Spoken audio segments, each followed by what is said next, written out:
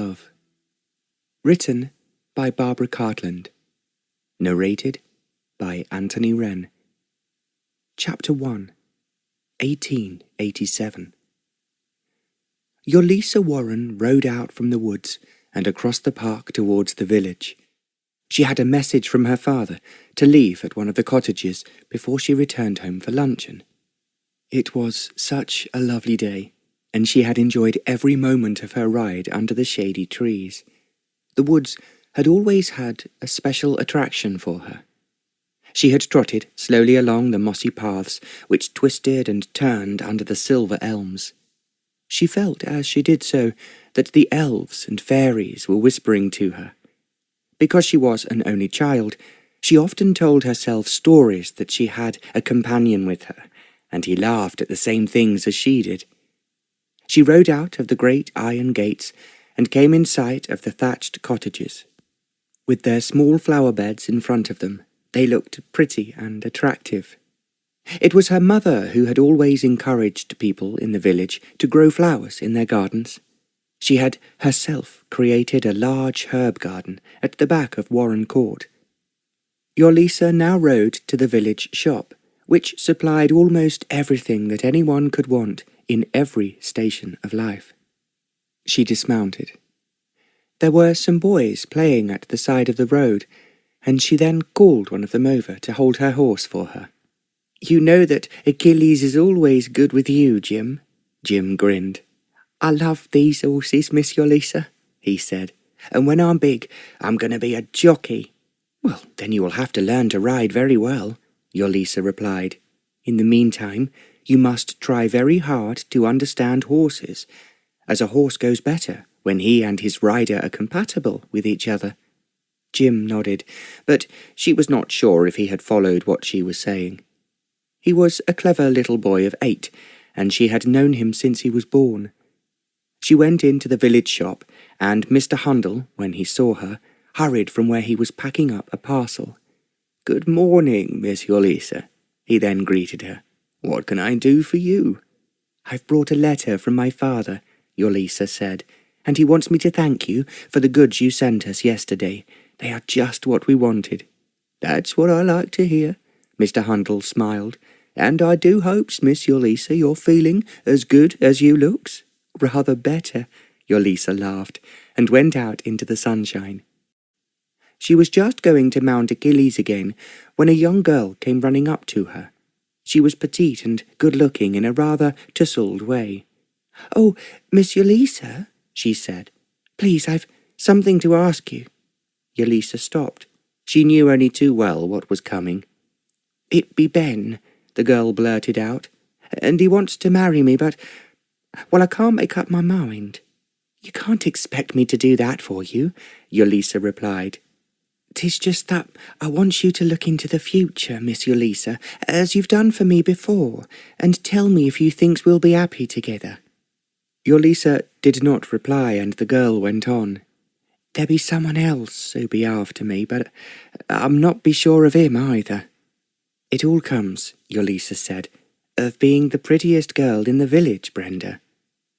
Brenda giggled and looked coy. "At least I've a choice, miss." "That is true, Brenda, and I can understand that you are afraid of making the wrong decision. That's just what I'll be saying, Miss Yolisa, and only you can tell me what to do."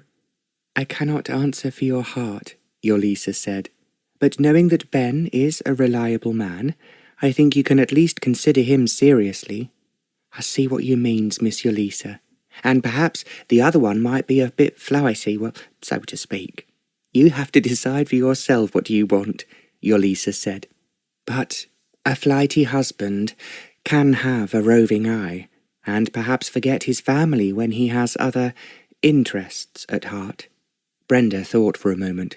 She was undoubtedly a pretty girl, rather on the plump side, but at the same time Yolisa was not surprised that the young men in the village found her enticing. There was always someone proposing to her. Yolisa had in fact had this conversation with her twice already. She knew, with what her father called her third eye, that Brenda would settle down eventually and be a very good wife. Now, as Brenda did not speak, Yolisa added, "What I should do if I was you, Brenda, is think it over carefully, and before you do finally decide to marry one or the other, I should make quite certain that he will love you, and you can always be sure of his protection and support."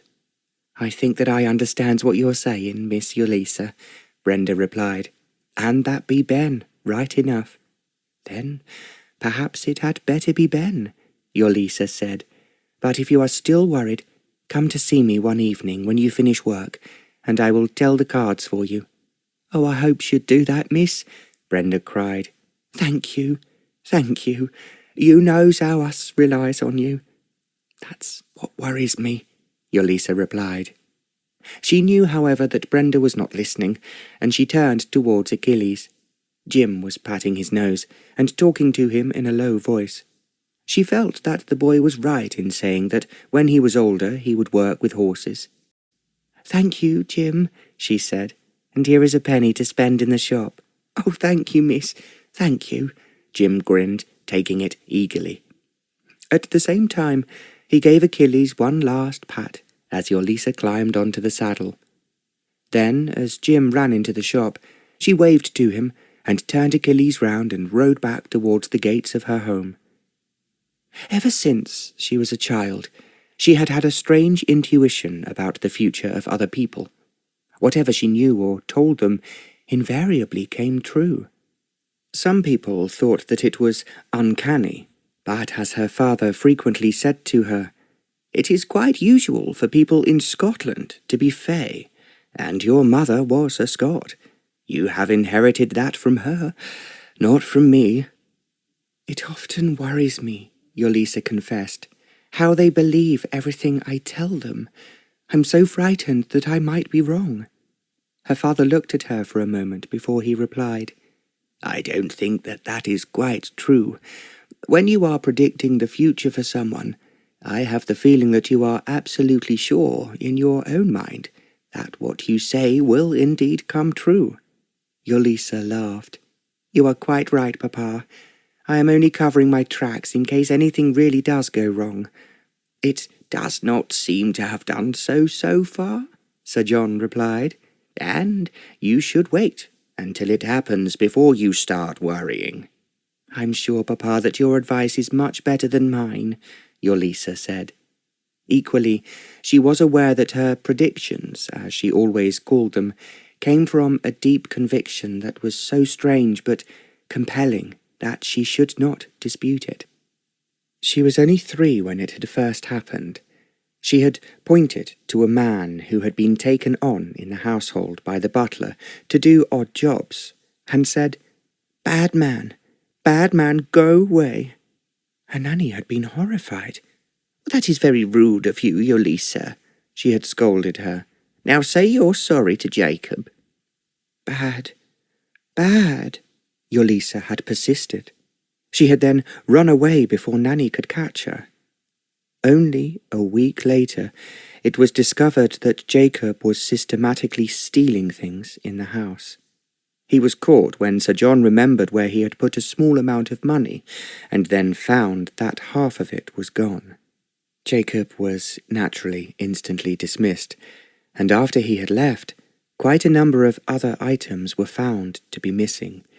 Yet no one had suspected him, except for Yolisa. After that, there was incident after incident when something she pointed out or predicted was proved entirely correct. As she grew older, in fact by the time she was in her teens, the servants regularly consulted her. Of course, the story of her powers quickly reached the village and surrounding towns. It was impossible for anything concerning courtship to happen without her being consulted about it. Sir John had to admit that he relied on her when he was engaging staff for the house, and occasionally, when he was negotiating with people he had some business contacts with.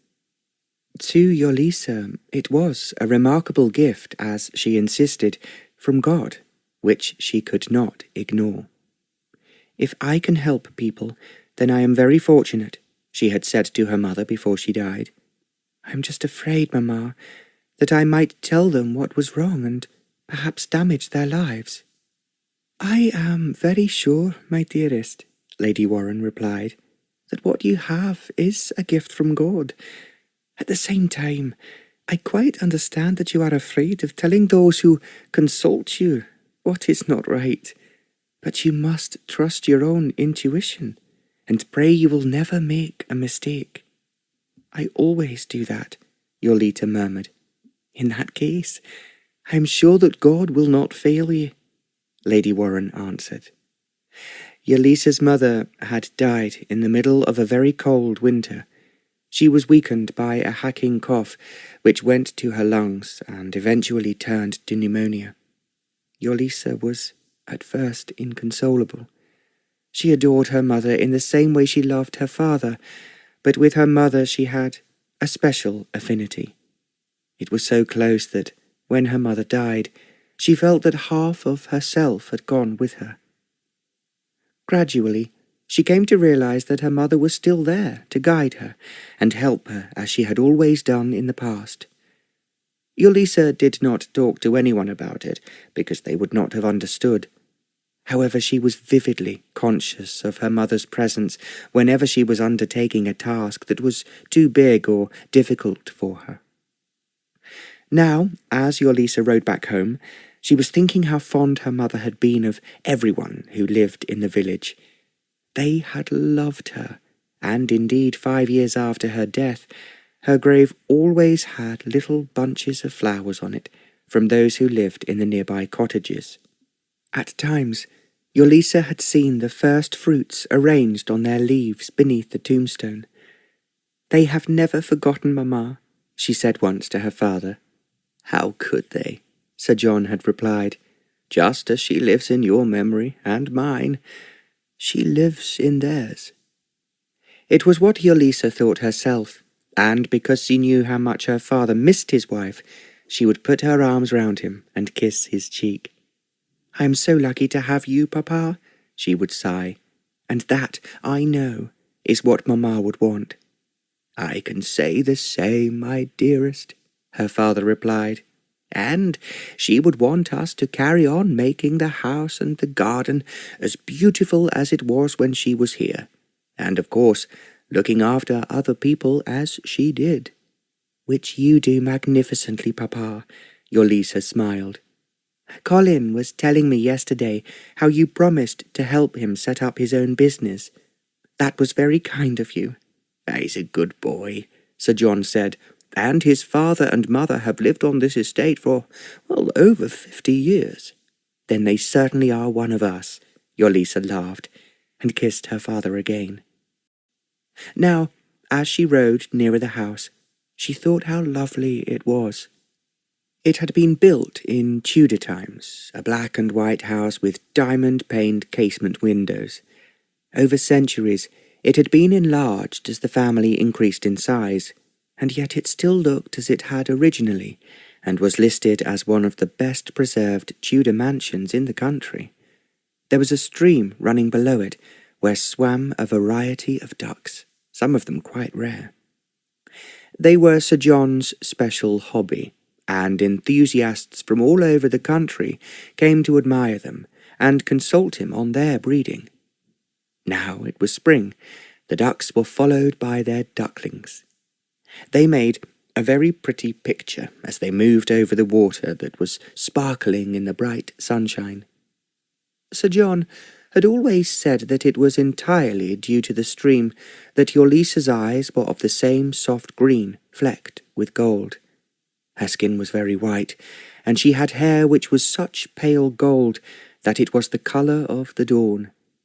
Sir John had often said to his wife, "Yolisa is beautiful, but hers is a beauty so different from what I have ever seen before that I am not certain how to describe it." "There is no need to," Lady Warren replied. "Yolisa comes from the woods and the flowers, and how could one possibly describe them in one word?" Sir John laughed.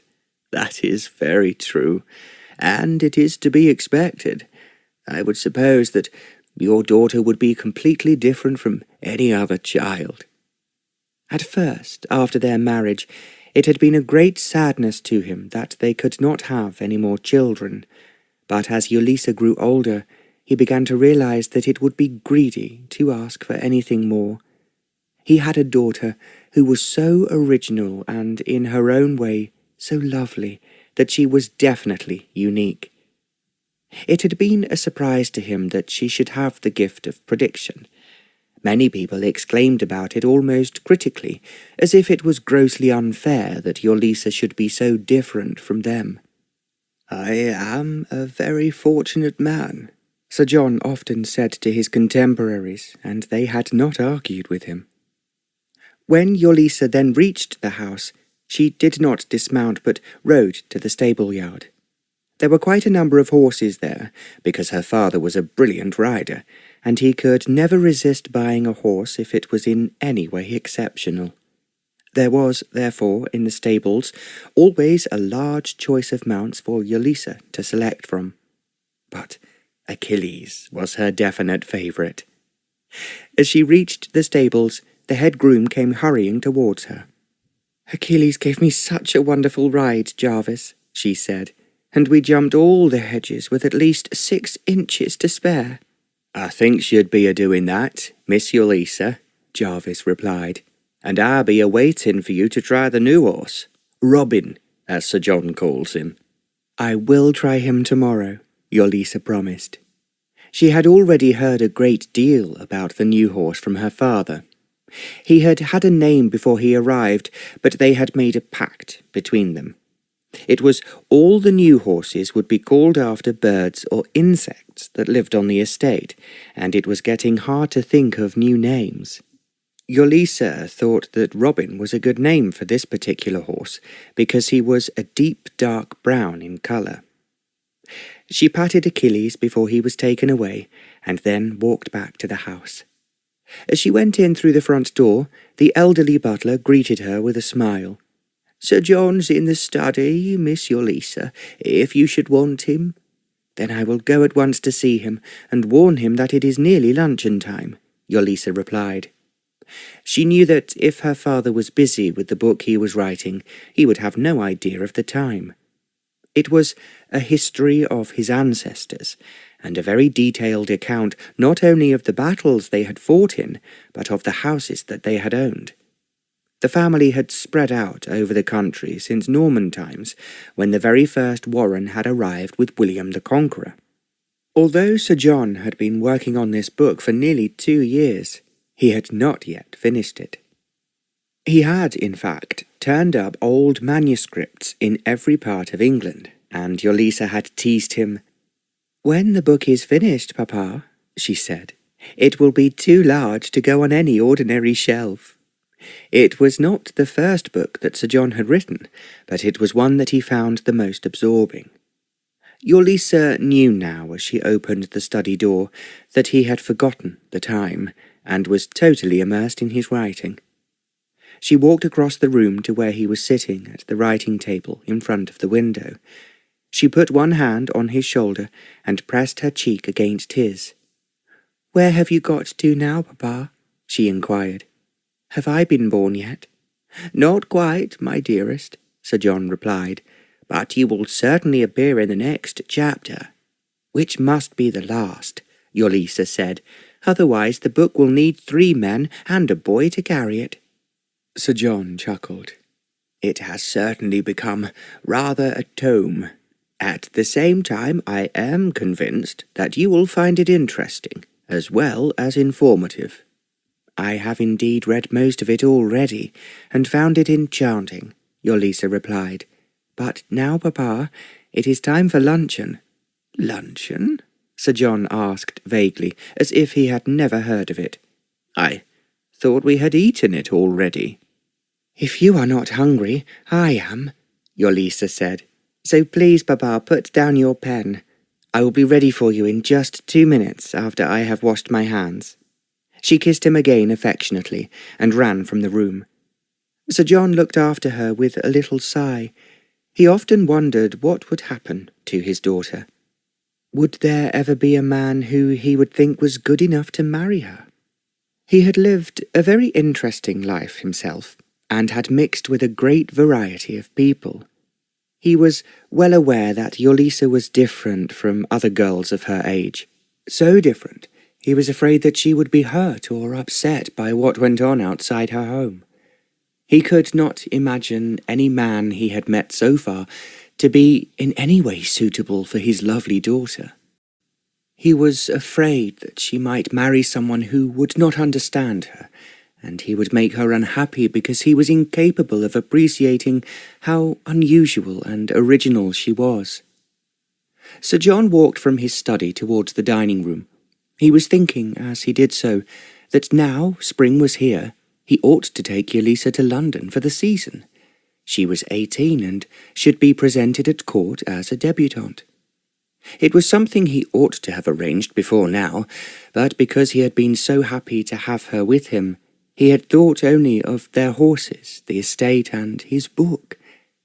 He had just reached the dining room when Yolisa came hurrying after him. "I have had such a wonderful ride on Achilles this morning, Papa, but I had to promise Jarvis that I would ride Robin tomorrow." "As you know, I rode him before breakfast," Sir John replied, "and I think you will be surprised how easy he is to ride. Equally, he is one of the most outstanding horses I have ever ridden." "Which is high praise indeed," Yolisa laughed. They sat down in the very attractive dining room with its beamed ceiling and large medieval fireplace. It was a room which seemed to be part of history, and Yolisa had often thought that her ancestors were with them at the long, polished refectory table which had been in the room ever since the house was built.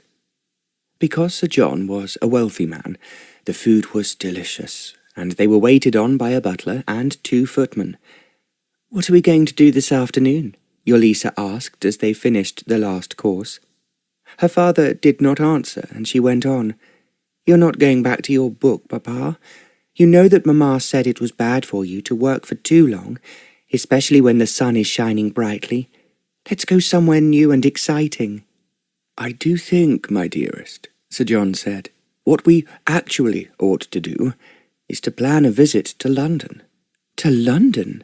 she exclaimed in astonishment. "But why?" "Because I'm depriving you of meeting people of your own age.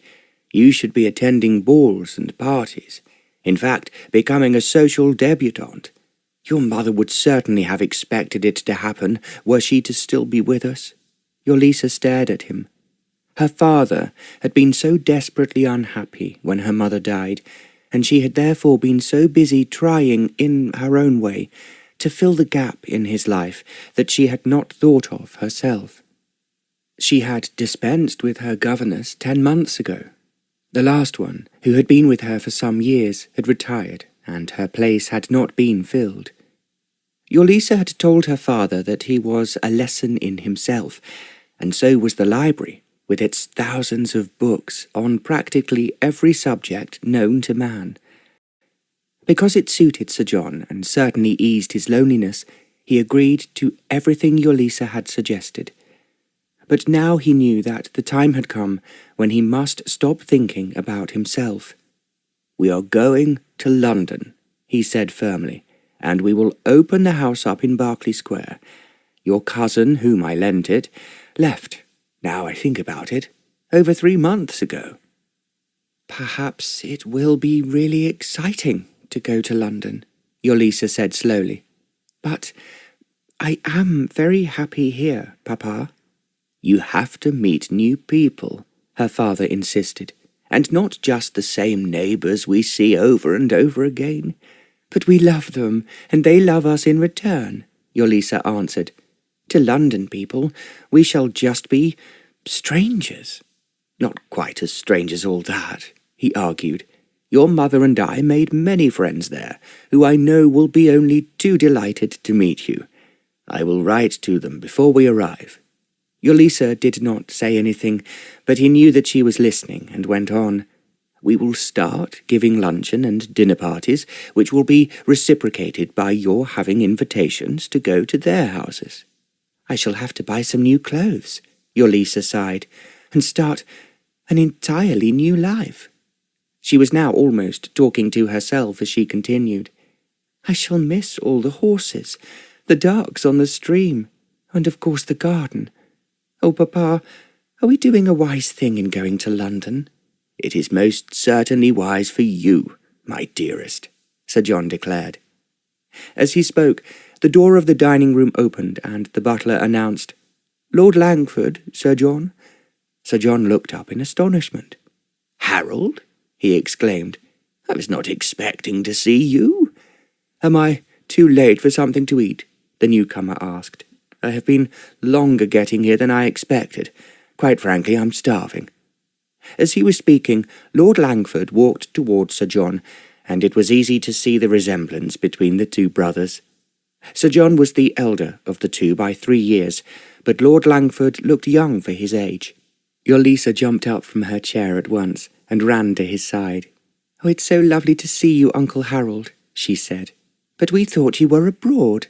"I was indeed until a few days ago," Lord Langford replied. "Now I'm here, back in England, to find that it has not altered much since I've been away." Sir John laughed. "What did you expect? A revolution?" Lord Langford sat down at the table. Footmen hurriedly laid knives and forks in front of him, and the butler poured out a glass of wine. Lord Langford drank a little of it. "Oh, I needed that," he said. "Now, do tell me how you are, John. I can see that Yolisa is looking more beautiful than ever, and has grown a bit since I last saw her." "I've grown a bit older," Yolisa said, "and Papa has just been saying that I have to go to London and be a debutante." "Good heavens!" Lord Langford exclaimed. "I did think that you were one already."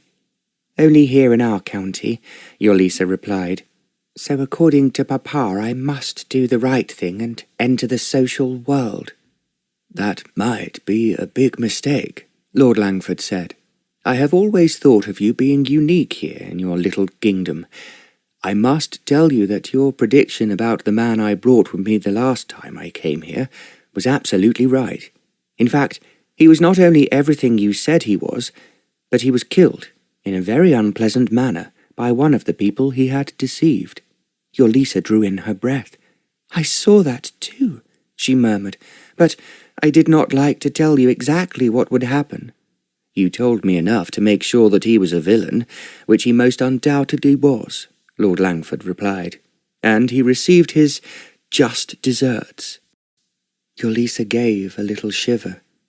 "I was sure of that the moment I met him," she said in a low voice.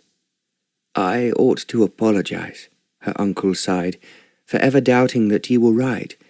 But at least you made me suspicious, and when everything you predicted came true, I realized that I had been extremely stupid in ever doubting you." "I'm not really surprised that you did," Sir John chimed into the conversation. "I thought at the time that Yolisa was laying it on rather thick, but apparently, yes, well, she was right." "Completely and absolutely," Lord Langford said. "And next time, Yolisa, I want the whole truth." "That is usually what I do give you," she replied, "but this was so horrifying that I really could not believe it myself." "I quite understand you feeling like that," her uncle said. "At the same time, there was so much at stake that the more I understood, the better." As he spoke, a footman offered him some food. When Lord Langford was helping himself, Sir John suggested, "Now, let's talk of more cheerful things, and tell me why you are back in England." "I had to see the Prime Minister," Lord Langford replied, "and, of course, the Secretary of State for Foreign Affairs, who, as you know, is the Earl of Iddesleigh." Yes, of course," Sir John nodded. "You will not in the least be surprised to hear that he has another mission for me, and one which appears to be a very difficult one." Sir John chuckled. "You know as well as I do, Harold, that you enjoy every moment of the intrigue, while the powers that be are extremely grateful." Because of his extensive and distinguished work in the diplomatic service, Lord Langford had been made a peer of the realm. For his title, he had chosen the name of the house that he had inherited from his wife. A considerable heiress, she had died over 10 years ago, and he had never married again. This was because, Yolisa thought, he enjoyed his life of continual movement and activity. Whenever there was a difficult diplomatic problem, and whenever Queen Victoria required some special information that was not obtainable from the usual channels, the Prime Minister sent for Lord Langford. He invariably succeeded in his many missions, and those who served him said that he had a magic quality all of his own. Whether it was unearthing the information required or distinguishing the reliable reports from the unreliable, he succeeded where other diplomats failed. Lord Langford's glass was replenished, and he was eating his luncheon quickly. Because the servants were present in the room, Sir John thought it somewhat unwise to ask too many intimate questions. So he told his brother what he had been doing, and about the horses he had bought, and the improvements he had made on the estate and in the local villages. Lord Langford was clearly listening carefully to his brother's dissertation, but at the same time, Yolisa had the idea that he was looking mostly at her, almost as if he was scrutinizing her. Finally, Lord Langford finished his luncheon with a large helping of cream cheese, and then he was left with a cup of coffee and a full glass of port. The servants then withdrew discreetly to the pantry. When the door into the pantry closed, Sir John said, "Now, Harold, please tell us the real reason you are here." There was a pause before Lord Langford replied to his brother. "I have come to you straight from number 10 Downing Street. I have been given a mission which I think will be very difficult to handle, but the Prime Minister said that he relies on me, and he cannot think of anyone else to take my place." "The usual compliment, then?" Sir John remarked. "I think you are brilliant, Harold, in what you do, and I am thankful that our father sent me into the family regiment while you went into the diplomatic service." "I think the truth was," Lord Langford replied, "I did rather better than you at Oxford University, and had a good aptitude for foreign languages. Otherwise I would be doing exactly the same as you." As Yolisa thought that he was almost disparaging her father, she said quickly, "Papa has nearly finished his second book, and you know, Uncle Harold, that you will have to write one yourself eventually." Lord Langford held up his hands. "God forbid," he exclaimed. "If I did write one, it would be extremely libelous, and I should doubtless end up behind bars." "Then you had better keep to what you really do well," his brother volunteered. "That is just what I intend to do," Lord Langford replied. "But I need your help." "My help?" Sir John inquired. "How can I possibly help you?" "It's quite simple," Lord Langford responded. "I want you to lend me Yolisa." There was silence. Then Sir John quizzed him. "What do you mean, lend you Yolisa?" Lord Langford leaned back comfortably in his high chair. "The mission I have been given," he said, "will take me to one of the smaller countries in the Balkans. It is, the Prime Minister believes, in danger of being taken over by the Russians." Sir John raised his eyebrows, but did not speak, and Lord Langford went on. "The Tsar is like all his predecessors, determined to expand Russia by taking over all the small countries in the Balkans that he can. As a number of them have an English queen and, therefore, any protection," Sir John said, "I should have thought that they were safe enough." "That is what Her Majesty feels," Lord Langford answered. "But some of them are insecure, and the Russians are infiltrating the Balkans wherever they possibly can, in a most shameless manner, and from under the counter, so to speak, are gaining control." "You really think that you can prevent that happening?" Sir John asked. Lord Langford shrugged his shoulders. "I can but try, but in all these problems it is always difficult to know what is happening underground, and when one does discover anything useful it is often too late." "I can understand that," Sir John agreed. "That is why I want Yolisa," Lord Langford said again. "You cannot be serious," her father ejaculated. "I am very serious," his brother replied. To know what is about to occur is to be forearmed. If I wait until it does happen, then, as I have just said, it is too late. What is done, and there is not a thing one can do but accept it. I understand what you're saying, Sir John said, but I don't want my Yolisa to be mixed up in your highly dramatic, intriguing, but undoubtedly dangerous life.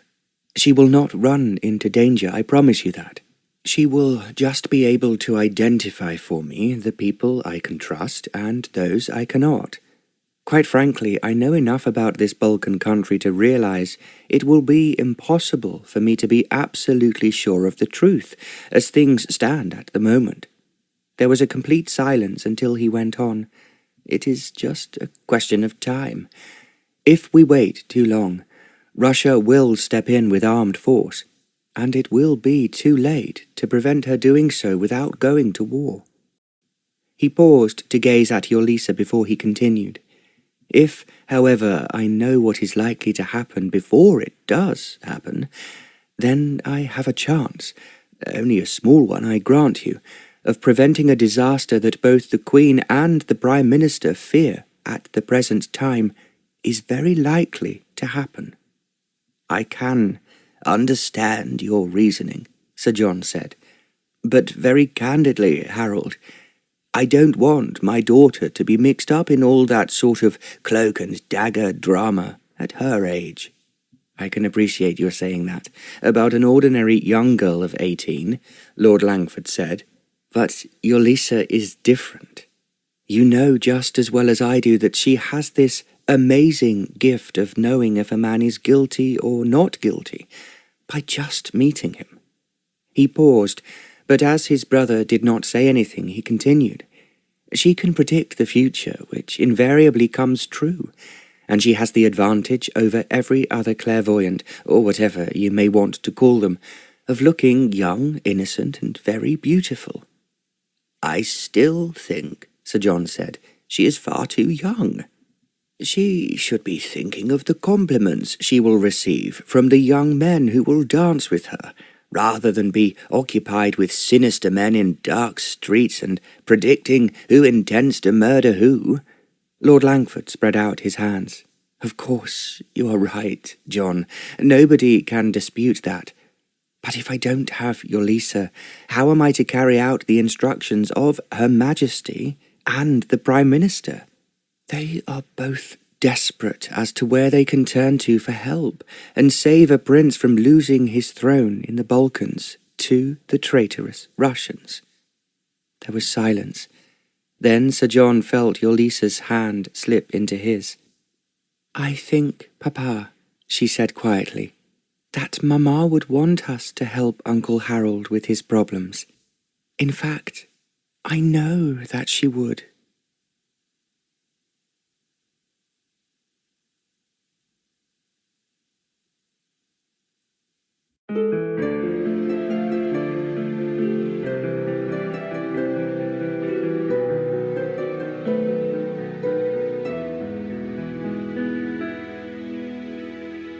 Chapter 2. Lord Langford said that he must return to London the following day, and would take Yolisa with him. When he suggested it, she gave a scream of horror. But Uncle Harold, I have to pack, and I don't know what clothes I shall take with me, or if I have everything I shall need. I shall buy you what you want in London, Lord Langford replied. Just pack a few of your prettiest dresses and evening gowns. Yolisa wanted to ask him so many questions, but he was obviously not inclined to answer them, so she stayed silent. At the same time, she was exceedingly curious. However, she had so much to do in choosing what clothes she wanted the maids to pack, and there was really no time to think about anything else. Fortunately, she had several pretty summer dresses and 3 passable evening gowns. She thought sadly that they were scarcely what her uncle would expect her to wear if they were to be going to fashionable parties or receptions. Wherever they went, she was sure that he would be acclaimed as an influential representative of Great Britain, and would be feted by his foreign hosts. It was all very exciting. But when Yolisa went to bed, she found it difficult to sleep. She was trying to guess what lay ahead of her, and she was also a little afraid in case she should make a mess of it. However, it was very flattering to think that her uncle relied on her so much, although it was quite different from predicting the future for a village girl. She was nervous of being confronted by foreigners on whom the future of a country rested. She was aware, too, that her father was uneasy about what she was to do, and naturally he wanted her to stay at home. When she was alone with him, she said, "Please don't worry about me, Papa. If things are too difficult, I will persuade Uncle Harold to send me back to you." "Promise me that you will do so," Sir John replied, "because, quite frankly, my dearest, I do not at all like your undertaking this journey, and I am afraid that it may end in disaster." Yolisa laughed. "I cannot believe that it will be as bad as that, Papa, and that I shall come home in disgrace." "If you do," her father replied, "I will be waiting here to welcome you with open arms." She kissed him, but she was wishing that by helping her uncle she did not have to upset her father. They set off for London, driving first to the nearest railway station. They had a special compartment to themselves after being locked in by an efficient station master.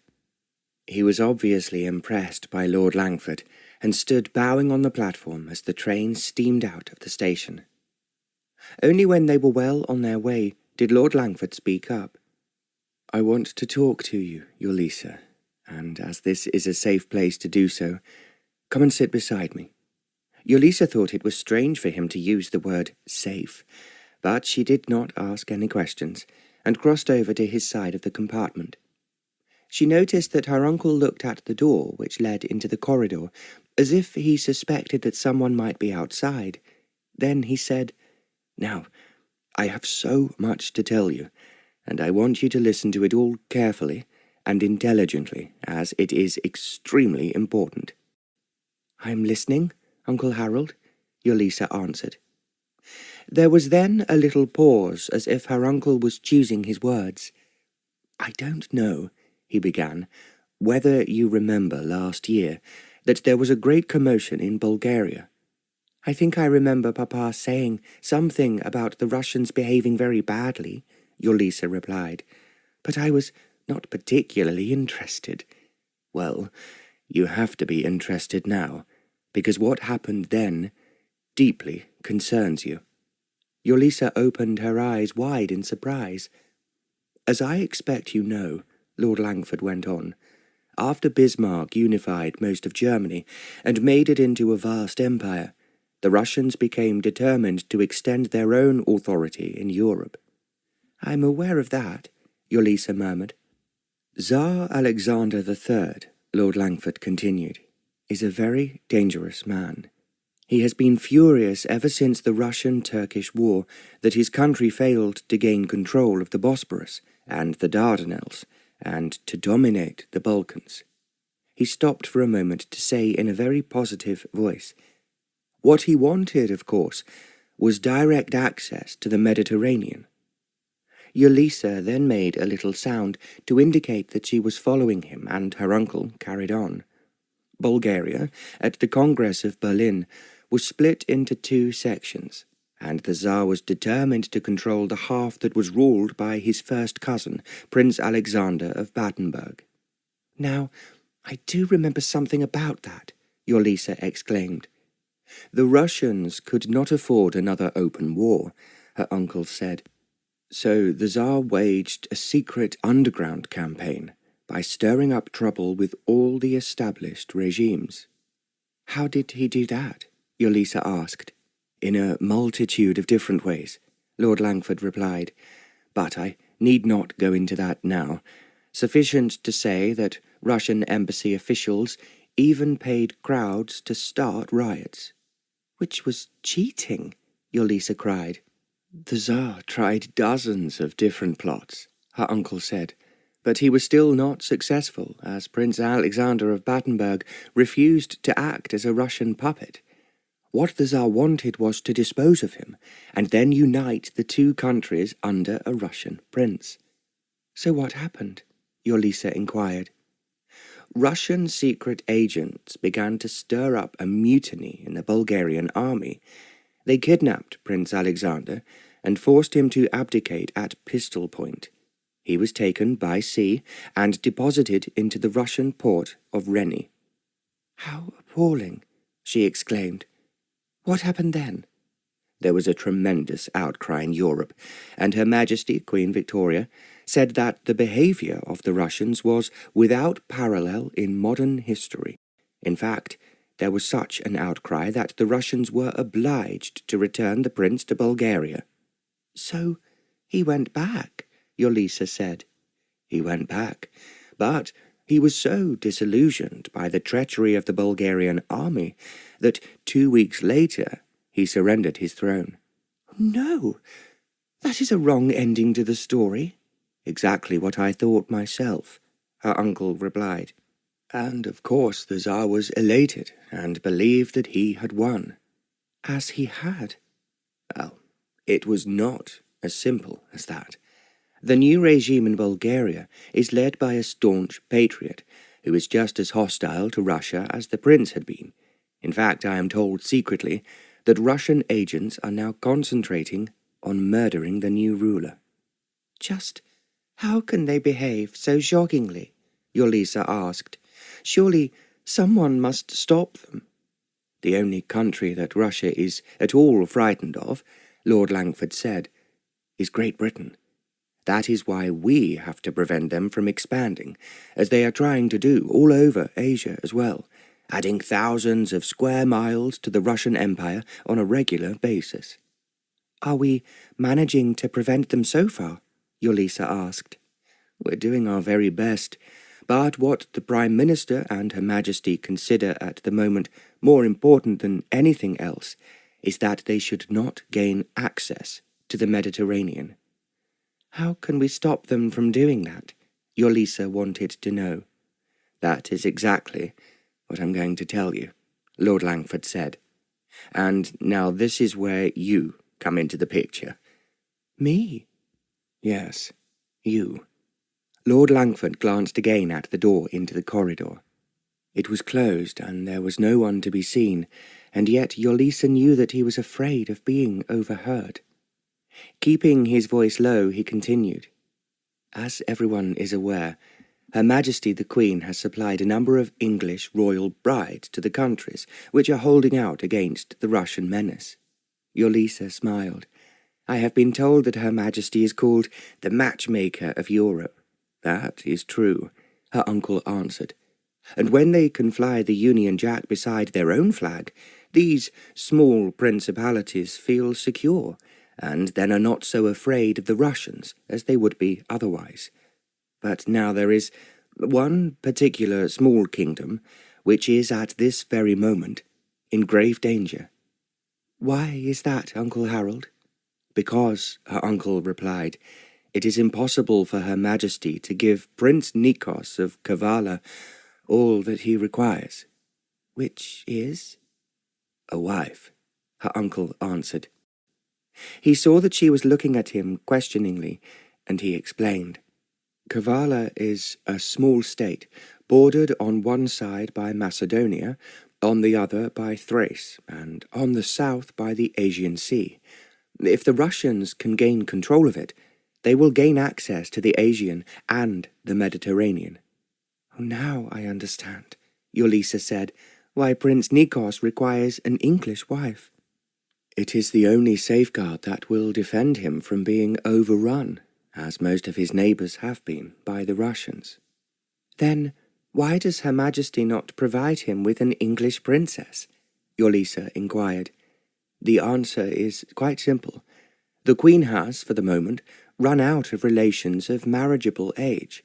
She has one in mind who would suit Prince Nikos perfectly, but she's only 15. Well, that is certainly too young to be married, Yolisa concurred. It is something that might happen in the East, but not in the West. But the Prime Minister and I have thought up of a somewhat complicated means by which we can keep the Russians at arm's length until Prince Nikos's bride-to-be is old enough to take her place beside him on the throne of Kavalla." "That sounds most intriguing," Yolisa said. "Do tell me what you have planned to do."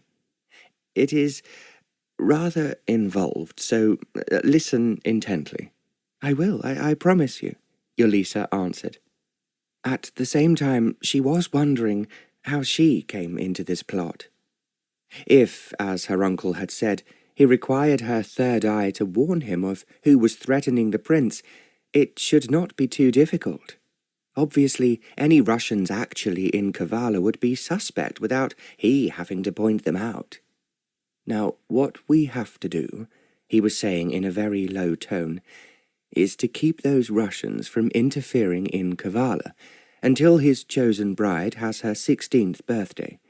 It is young for anyone to be married, but if the engagement is announced, and then the wedding preparations take many months, which is quite usual, then the bride will be nearly 17. He smiled before he finished, almost triumphantly. "Old enough for it to be considered quite in order for her to sit on the throne of Kavalla." "Perhaps she will find it rather frightening," Yolisa suggested. "I think that any woman," Lord Langford answered, "would feel like it was like a fairy tale, and I can assure you that Prince Nikos is very much just what one expects of a Prince Charming." Yolisa laughed. "I see, Uncle Harold, that you have it all tidied up. So, why do you want me?" "Well, that is what I'm going to tell you now," her uncle answered. There was a silence as if he was feeling for his words. Then he said, "Her Majesty and the Marquis of Salisbury are very afraid that if Russia knows that we are merely waiting for the princess in question to grow older, they will accelerate the trouble that they're making and try to push Prince Nikos off the throne as quickly as possible." Yolisa gave a little cry. "I never thought of that. Oh, of course, it is obvious that is what they will do." "That is what we thought, which is why we have a plan to deceive them, and so keep them afraid of offending Great Britain." Because this scenario sounded so intriguing, Yolisa moved a little nearer to him. "What is absolutely essential," Lord Langford said, "is that they should have no idea who the princess is that Her Majesty has in mind. If they know that, they will realize how young she is and that they must go into action immediately to remove the prince from the throne." "That is obvious," Yolisa murmured. "So, we have to sidetrack them into thinking that there is already a suitable princess. And so that, my dear niece, is why you are coming with me to Kavalla." Yolisa looked at him in surprise. I don't understand," she muttered. "You must realize," Lord Langford replied, "that if we introduce you as a princess, and even if you played the part of one very convincingly, it would still be quite easy for them to discover that no such person exists. We could then easily have made things much worse than they are already." "But of course I could not pretend to be a princess," Yolisa said, "and however an impressive a name you gave me, it would not be in the Almanac de Gotha."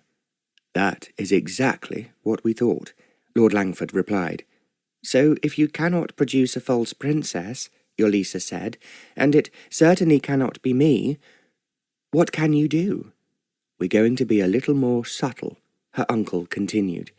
"You are coming with me to Kavalla as my niece, Lady Yolisa Ford." "Well, no one will believe I'm going to marry the prince," Yolisa laughed. "That is just what they have to do." Yolisa stared at him. "It's impossible." "Not if you play the part I plan for you," he replied. "So listen to what I have to say." "I'm listening, of course, I'm listening," Yolisa said slightly irritably.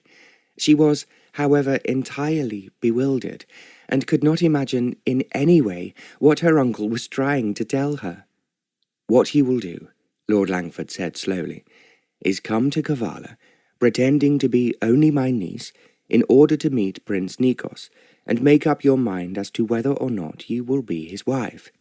Because you are being difficult about this, the British government is deliberately trying to deceive everyone into thinking that you are just an ordinary young society beauty.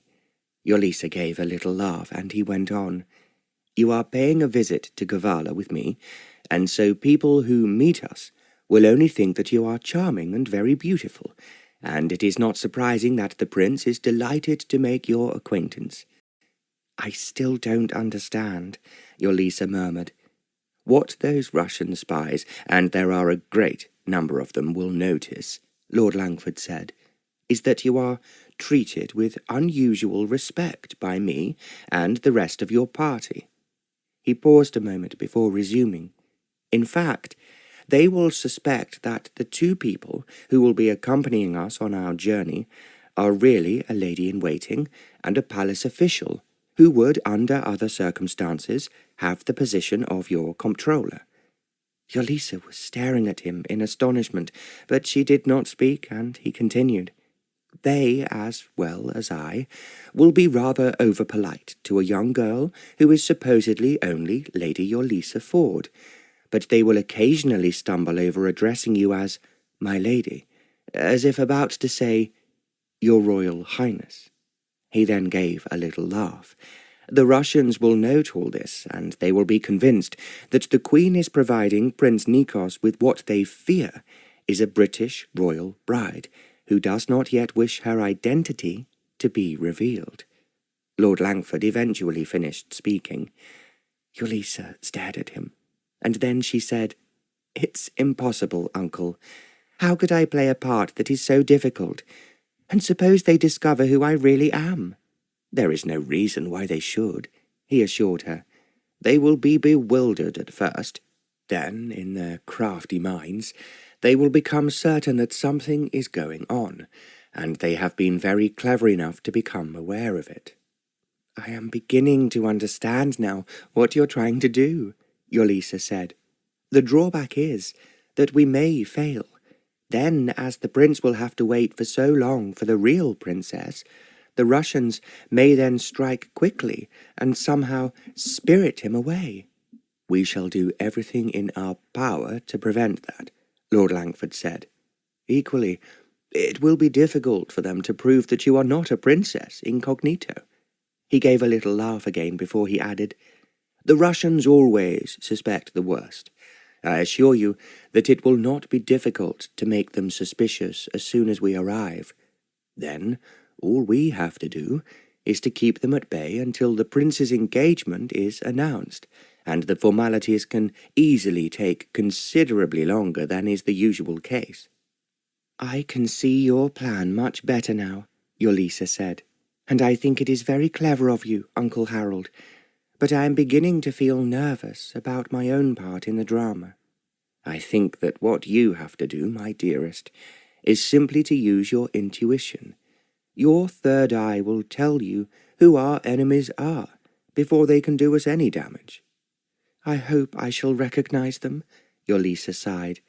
At the same time, I am frightened that if I fail to convince them that I am in fact this mythical princess, the prince will lose his throne. He could easily do that, Lord Langford agreed, but I know that both Her Majesty and the Prime Minister have spent many sleepless nights wondering what they could do, and have come to the conclusion that this is the only possible way of gaining time until the real princess grows a little older. Unexpectedly, Yolisa laughed. It's far too much like fiction, she said, to be true. Not a fairy tale, but one of those stories one reads in books where one is never sure whether good or bad will triumph in the end. In this story, the good has to win, Lord Langford said firmly. The Russians are doing quite enough damage already in Europe and in Asia. Everyone knows it would be a real disaster if they could gain the entry they need so desperately in the Asian Sea. All I can say, Yolisa said in a very small voice, is that I'm frightened of failing you. Her uncle put his arms round her. I can think of no one else I would trust with such a very difficult mission. To be frank with you, my dearest, I considered quite a number of women, but knew that I could not trust them." "Why not?" Yolisa asked. "Because women talk," he replied, "and one word to leak out about our scheme would not only be a disaster from the prince's point of view, but it would make us the laughing stock of Europe." "I will be very careful," Yolisa promised, "and, of course, I will speak to no one." "The only time that you can talk with ease," Lord Langford said, "is when you are in the open air. Talk in the garden, talk when you are riding over the open fields, but remember that inside the palace the Russians have ears, even though you don't see them." "The very idea of it's terrifying," Yolisa said. "That is what I always feel myself whenever I am anywhere where there might be a Russian. The advice I give you is what I follow myself, and that is to trust no one." "I will try to do what you say," Yolisa said. "At the same time, you must tell me who knows the truth." "There will be 2 people who will travel with us. They will come from the British Foreign Office, and they both have a history of being exceedingly useful in the most unlikely diplomatic circumstances." Her uncle smiled at her before he went on. "We will never know their real names, because that would be a mistake, but while they travel with us, the lady will be called Lady Saville, and she will be suspected of being your lady-in-waiting, while Colonel Bentley, an ex-army officer, would make an excellent comptroller in any royal household." "So what does he do when he is not disguised as someone else?" Yolisa asked. "That sort of question is totally forbidden. You will think of him and speak to him as Colonel, and I can assure you if the Russians look him up, they will find out that he was in command for some years of a distinguished British regiment." Yolisa laughed. "I can see you have thought of every detail." "We have to," her uncle replied. "I should not be so frank with you, Yolisa. It is not essential that you know how to play your part, and not make any dreadful mistakes." "Well, I am very thankful for one thing, that I don't have to pretend to be your niece," she said. "With a little reserve and less familiarity than you give me at the moment," Lord Langford answered. Yolisa laughed again, but she did realize that her uncle was being very serious. Then suddenly she gave a little cry. "I just thought of something. I cannot believe that the Russians will think I am really an important princess, when my clothes will most certainly not be grand enough for royal occasions." "I have thought of that already," Lord Langford replied. "The best dressmakers in London will be waiting for you when we arrive at my house in Belgrave Square. They have been told that you require your dresses because we're going to visit a number of European countries when we leave England." Yolisa drew in her breath. "Then you must tell me exactly what you have told the dressmakers, otherwise I shall get into a muddle and say the wrong thing." "You must talk as little as possible," he replied, "and the dresses will have to be ready for us to leave the day after tomorrow." Yolisa wondered if this was in any way possible, but her uncle went on. "What we are also taking with us to impress the Russians are my wife's jewels." Yolisa looked at him in surprise, and Lord Langford said, "They have always been described as magnificent, and, of course, they have been in my bank safe deposit since she died. We will take them with us, and you will wear them at the first official party where you will meet the prince. The Russians, if no one else, will be aware that no ordinary English girl would possess anything so valuable, and that will certainly set them thinking." Yolisa chuckled again. "Uncle Harold, you are wonderful. I can see your brain working all this out, and you are so clever that I am sure we shall be successful." "We have to be," her uncle said, almost as if he was speaking to himself. "There is so much at stake. As Her Majesty knows better than anyone else, It will be a disaster, impossible to put into words, if the Russians achieve their objective of dominating the Aegean and the Mediterranean with their vast fleet." Lord Langford spoke with so much feeling in his voice that Yolisa felt it would be a mistake to ask him any more questions. She also wanted to think over quietly what he had said to her, and to pray that she would not make any terrible faux pas. She could understand all too well the predicament that the Queen was in. Her Majesty was unable to supply the Union Jack in the shape of a royal British bride for a country in such a key geographical position as Kavalla. Yolisa had read many books about the history of Europe, and she had followed with great interest the wars that had been caused by one country after another, trying to seize power and expand their boundaries. She was, in fact, well aware how dangerous Russia was at the moment. The ambition of the last three Tsars had been to gain supremacy in every direction, and she had learnt that the present one, Tsar Alexander III, was an exceptionally unpleasant man. He showed none of the kindliness of his father, and the moment he came into power had been unbelievably cruel to the Jews, whom he hated. Thousands had been murdered, and thousands more exiled to Siberia. She could well understand any small country being terrified of being at the mercy of such a man. "I must try to save the prince and his country if I can," she told herself. Equally, the whole scenario seemed so incredible to her. She could hardly believe it was true, that she was taking part in it. She and Lord Langford had left Warren Court soon after breakfast, and arrived in London in time for a late luncheon. Lord Langford's large house in Belgrave Square was very grand and extremely comfortable. It had been beautifully furnished by his wife soon after they married, and Lady Langford had, with excellent taste, added to it year after year. They were always disappointed that there had been no children of their marriage. Yolisa could understand why her uncle found the big rooms so empty and depressing now that his wife was dead. He therefore preferred to keep on the move about the world, using his astute brain, and he was asked to solve endless diplomatic and political problems that no one else could handle. Now he was back temporarily in what had been his home since he had married. Everything in the house, Yolisa found, went like clockwork. Luncheon was ready for them the moment that they had arrived, and the food was excellent.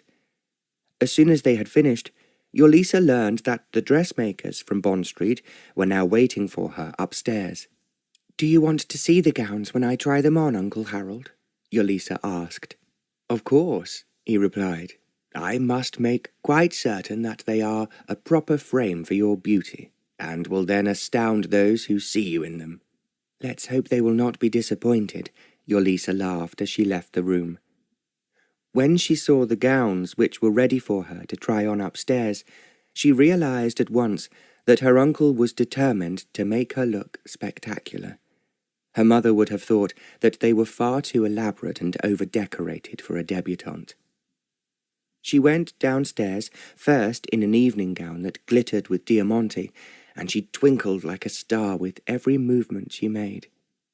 As she paraded herself in front of her uncle, she joked, "At least I shall be noticed in this." "That is what I want," Lord Langford smiled. He chose the gown she had on, and then refused 2 others, choosing 4 altogether. Yolisa felt that all these beautiful gowns made her look very unlike herself. After that, there were special gowns for the daytime, and these were more elaborate than anything she had worn before.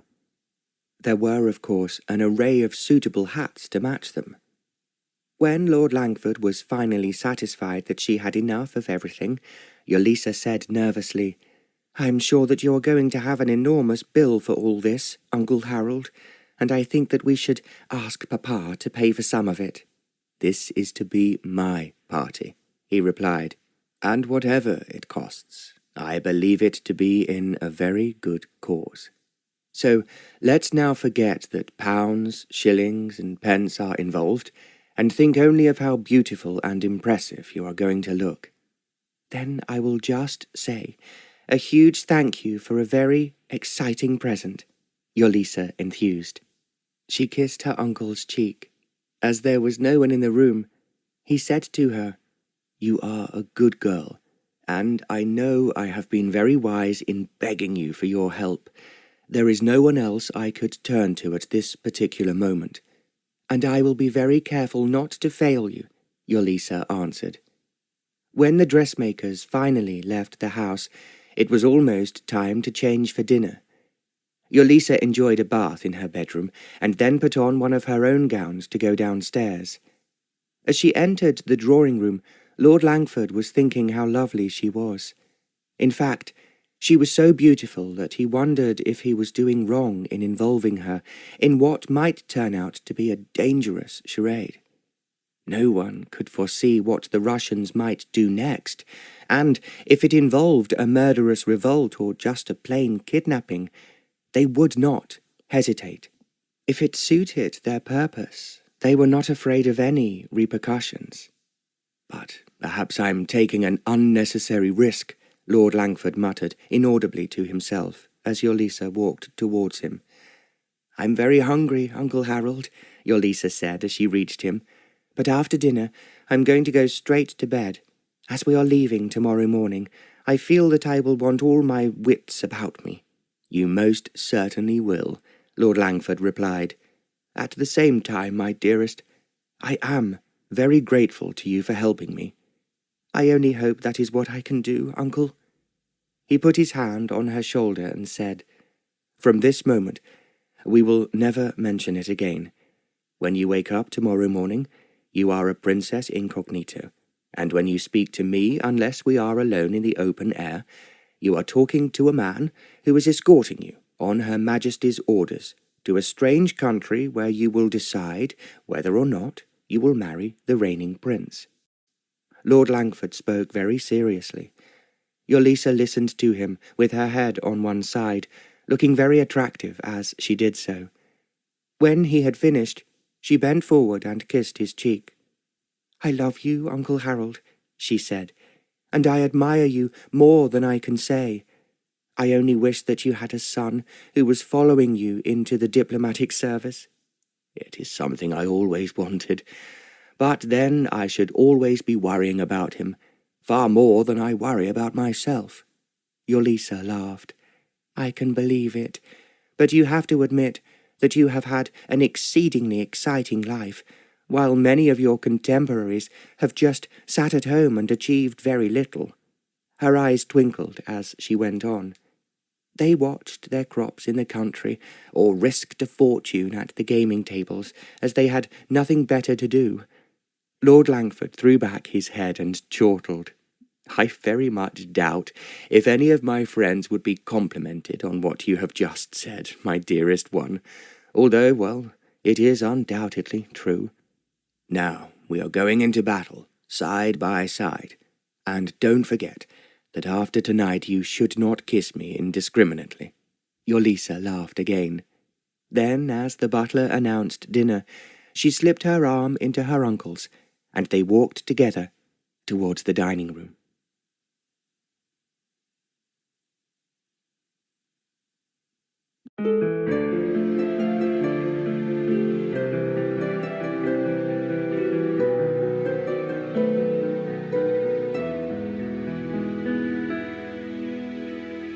Chapter 3.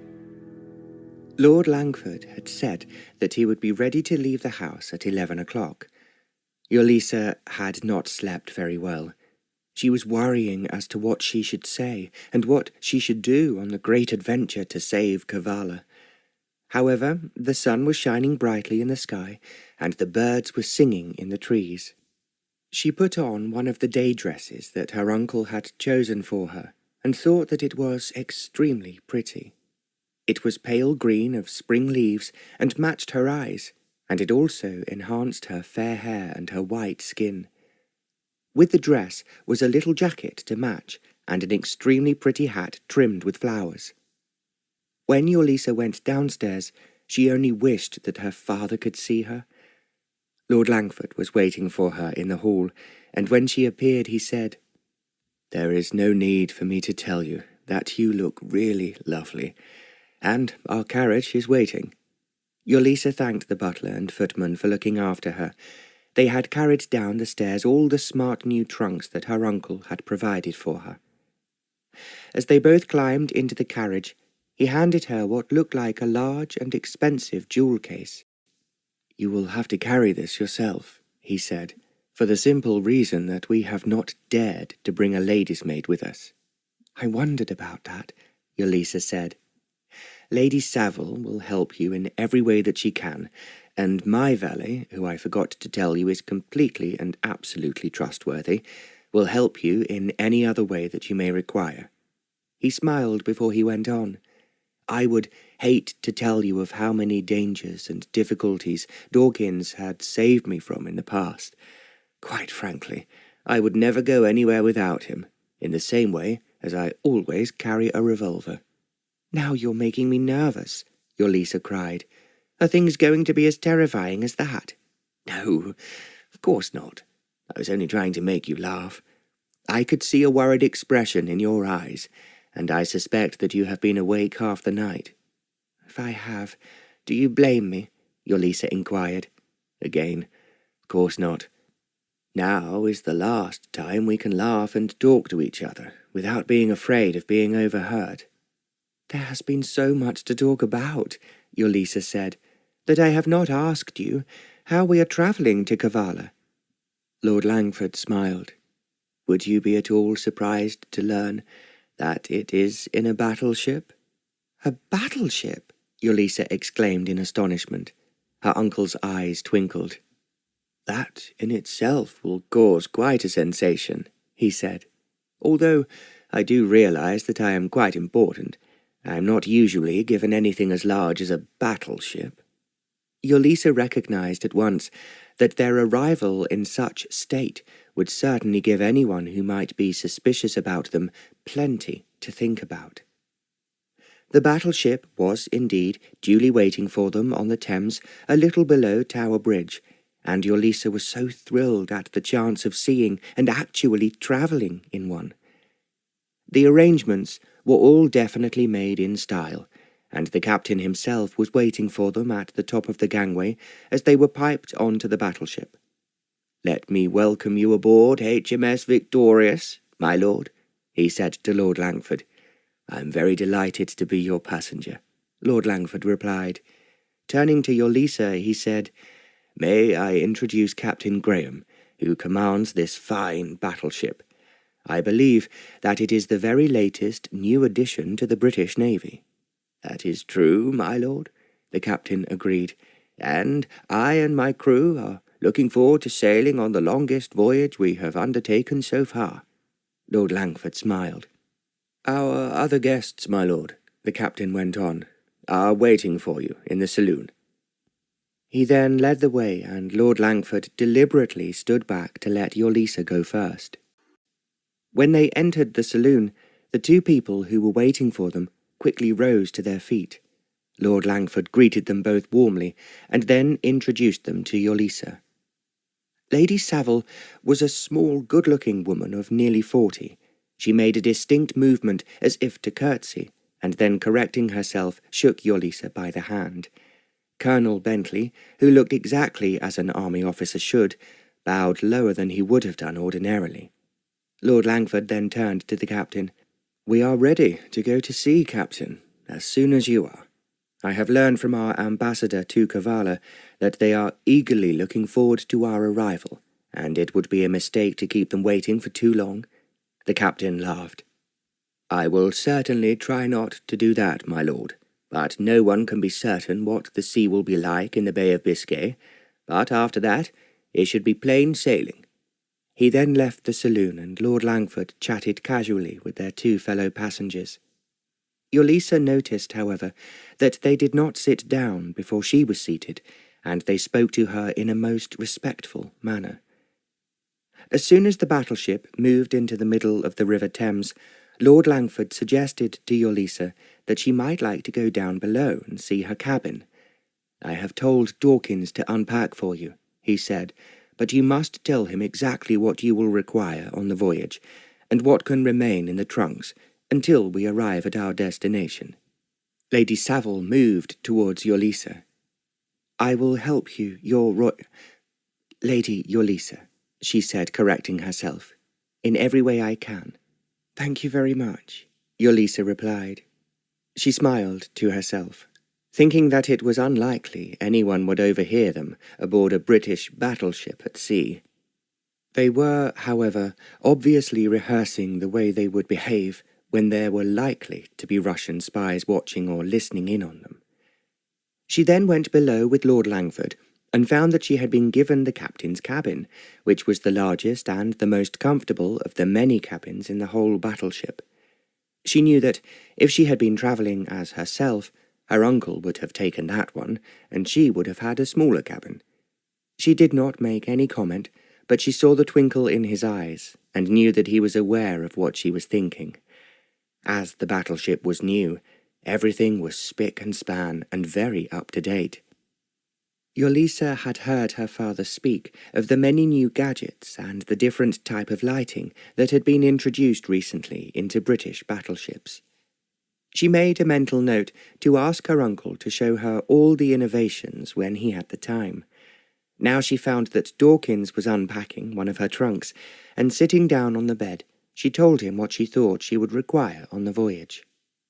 The trunks, which contained her new evening gowns, could be taken below decks and stored until they arrived. Dawkins showed her where to put her jewel case in what he considered to be a safe place. Yolisa had not opened it, and she felt that it would be exciting to see what her uncle had brought her. She was sure that his wife, her aunt, would have had some very valuable jewels, and she was touched that he was kind enough to allow her to wear them. He could not ask her to bring her mother's jewels without her father thinking that it was a somewhat strange request. A debutante's jewels were confined to a rope of pearls, and perhaps a small brooch for the front of her gown, and there was no question of her wearing earrings, and of course no rings on her fingers. There seemed nothing more for Yolisa to do in her cabin, and having taken off her new hat and jacket, she therefore went out on deck. It was exciting to be moving swiftly down the river, and leaving London further and further behind. "This is a real adventure," Yolisa told herself, "and something I will always remember." That evening she enjoyed the conversation between her uncle and Colonel Bentley. They were very careful not to speak in any personal way, and yet they talked about the situation in Europe or the political difficulties at home, and the way in which America as a new country was developing and expanding. Yolisa had read about the current political situation in books and newspapers, although she had not, however, heard it actually discussed by two clever and well-informed gentlemen. They managed to bring a sense of humour into their conversation, and to keep her laughing. Lady Savile was also very intelligent, and Yolisa was soon to discover that she could speak a great many languages, and she had travelled to many parts of the world which were of little interest to most society women. Yolisa learned that Lady Savile had been married when she was very young, and her husband had been in the diplomatic corps.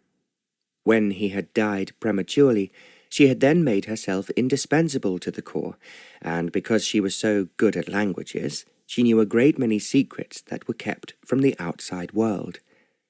"I have not yet been to Kavalla," she told Yolisa, "although I have in the past visited many other places in the Balkans." "I have heard that it's a very pretty country," Yolisa said tentatively. "And a most important one," Lady Savile replied. "I suppose you know that the Prince of Kavalla is Greek." "I did not realize that," Yolisa answered her. "There was no hereditary prince to succeed to the throne when the last one died, so the position was offered to Prince Nikos because he had often visited Kavalla, and they knew that he loved the country." "I expect he accepted it eagerly," Yolisa remarked. "Not exactly eagerly," Lady Savile said. I think he knew that it would be a difficult position, and although he is a second son, he is very fond of his father's kingdom, which is now part of Greece." "I never thought that he might be Greek," Yolisa said, as if she was speaking to herself. She was actually thinking about how much Greek history had always appealed to her. She had read every book in her father's library that related stories of the many Greek gods and goddesses. She also loved the writings and poetry of the many Greek masters, and her father had taught her to speak modern Greek as he did himself. They had actually stayed in Athens for a week on one of his journeys when he had taken her. Yolisa had not been very old at the time, but she and her mother had been thrilled with everything they had seen, and they had always been sorry that they could not stay longer. "I would just love to visit Delphi," Yolisa now said aloud. Lady Savile smiled. "You must ask Prince Nikos to tell you about it. I understand that he has spent a good deal of time there." Yolisa thought in that case they would certainly have something in common to discuss. It might therefore not be as difficult as she had thought it would be to pretend to the Russians that she was considering him as her future husband. The Bay of Biscay turned out not to be as rough as the captain had feared. Although it was unwise to walk about on the deck, Yolisa enjoyed seeing the huge waves breaking over the bow of the battleship. She was impressed by the way that the Victorious stood up to them. On the fourth day out, she was sitting alone in the saloon, reading the newspapers that had come aboard at Gibraltar. One of the stewards came in carrying a tray, and she took no notice of him until he came over to her side to ask, "Is there anything I can get you, my lady? A glass of lemonade, or perhaps something stronger?" "Nothing, thank you," Yolisa replied, "and it will soon be time for luncheon." "His lordship ordered luncheon for 1 o'clock, the steward said, "and it will, of course, be precisely on time." Yolisa thought that he spoke very good English for a steward. Then, as he walked away, she had the feeling that there was something strange about him. She could not explain it, because he looked quite ordinary. In fact, he was rather a plain man and not very tall. When it was time for luncheon, the others joined her in the saloon. She was, at the same time, very aware of the steward bringing in the food and serving it with the help of the other stewards. She waited until she was alone with her uncle on deck. Then, as they bent over the railings, she moved just a little closer to him. "I may be wrong, Uncle Harold," she said, "but I think there is something strange about the steward they call William." "The steward?" Lord Langford questioned her in surprise. "Have you had any contact with him?" "He asked me before luncheon time if there was anything I wanted," Yolisa answered. "I noticed he spoke remarkably good English, unlike the others, and I then had a definite feeling about him." She gave a little laugh before she added, "I was using what Papa calls my third eye, and of course, I may be wrong." "You are quite right to tell me," Lord Langford said. "I will make some inquiries, or rather, I will tell the Colonel to do so." When he left her, Yolisa thought that she was being rather foolish. How was it possible that there could be a Russian spy on board a British battleship? But her uncle had told her to trust her intuition. She was certainly aware of William in a way that she did not feel for any of the other stewards. Late that evening, they both went out on deck after dinner. As Yolisa gazed at the lights on the distant coast, Lord Langford said in a low voice, "You were absolutely correct about William. The captain took him on just before this voyage, because the steward who should have sailed with us was taken ill." He looked around before he added, "That was what the captain was told, but now Bentley and I suspect that his illness might have been caused by something he was given or by what he was paid." "What do you mean, Uncle?" Yolisa asked. "The man sent a message to the ship saying that he was ill 24 hours before we were due to sail. It would obviously be very difficult for the captain to find a replacement. One of the other stewards, however, said that he had a friend he had known for some time, and who had been a steward on several transatlantic steamers. "And that was William," Yolisa exclaimed. "Exactly. So, William appeared, and we now suspect that we have a Russian spy aboard." "I can hardly believe it," Yolisa cried. "I have told you, they are everywhere, and they are extremely proficient. Their spies can speak perfectly in a great number of languages, and they creep into everything, however hard one tries to keep them out." "What will you do about William?" Yolisa asked. "Nothing will be done while we're at sea," Lord Langford said, "but when the Victorious reaches Kavalla, William will be told by the captain that his services are no longer required." "Just that?" Yolisa queried. "Just that. He has done nothing wrong. In fact, he has carried out his duties admirably. But a report of who we are and what we have said will be received by the 3rd Section in St. Petersburg, who will undoubtedly take a great interest in you." Yolisa shivered. She well knew that the 3rd Section of the secret police, which had been introduced in 1825, was feared not only by other countries, but by everyone in Russia. Tsar Alexander III had increased its activities and its power from the moment that he came to the throne in Russia. It was spreading its tentacles like a giant octopus all over Europe.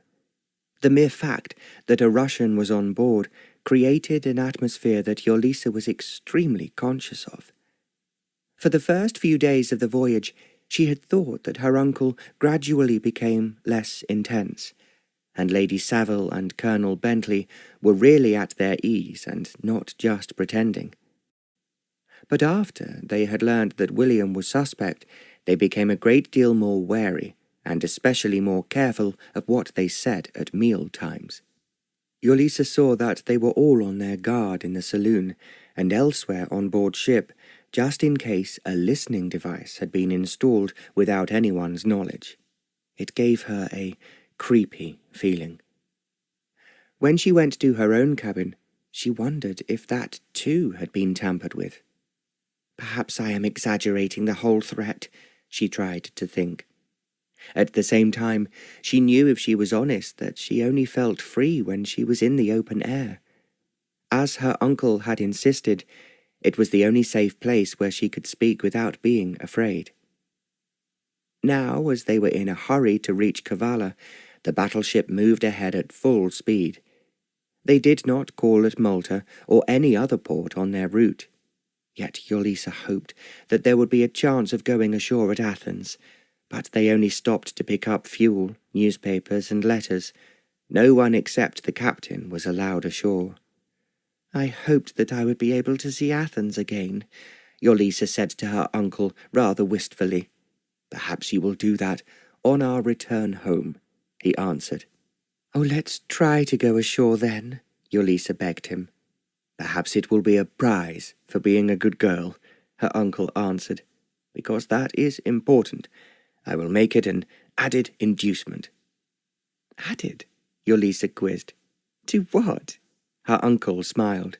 "That is a secret. But I do promise you that we are not stingy with our rewards for people who help us in the diplomatic game."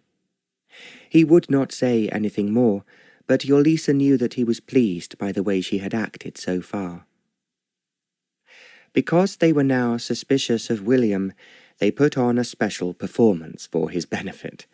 From then on, every evening, either Lady Savile or Colonel Bentley hesitated when they addressed Yolisa.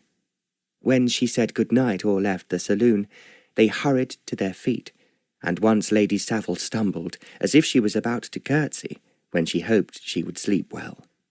It was such an uncomfortable feeling to know that William, if he was on duty, was watching everything that was happening. "At least," Yolisa told herself, "it will make the Russians aware of my importance even before I arrive in Kavalla." They sailed up the Aegean Sea, passing the many small Greek islands, all of which had fascinating histories and customs. Yolisa wished so much that her father was with her to tell her more about them. She knew that her uncle, even with his knowledge of the world, would not be able to answer her questions as interestingly or as clearly as her father could. "I am being greedy," she told herself. "I have so much, but I am still asking for more." What she really wanted to know was all about Kavalla and its prince. When she tried to question Lord Langford, he said evasively, "I want you to give me your first impressions when you have arrived, and for them to be exactly what you feel yourself, uninfluenced by anything you have been told by me or anyone else." "I know what you're saying to me," Yolisa replied, "but it is all so exciting that I am frightened of missing something, or interest simply through ignorance or lack of prior briefing." "I am very certain that you will not," Lord Langford replied, "and with regard to the history of Kavalla, there will be a great number of people in the palace only too willing to bore you with the whole rigmarole of its history, if that is what you want to hear. I realize that you are deliberately trying to prevent me from knowing too much, until I actually arrive," Yolisa laughed. "Now that you're using your third eye," Lord Langford replied, "and that is what I wish you to do.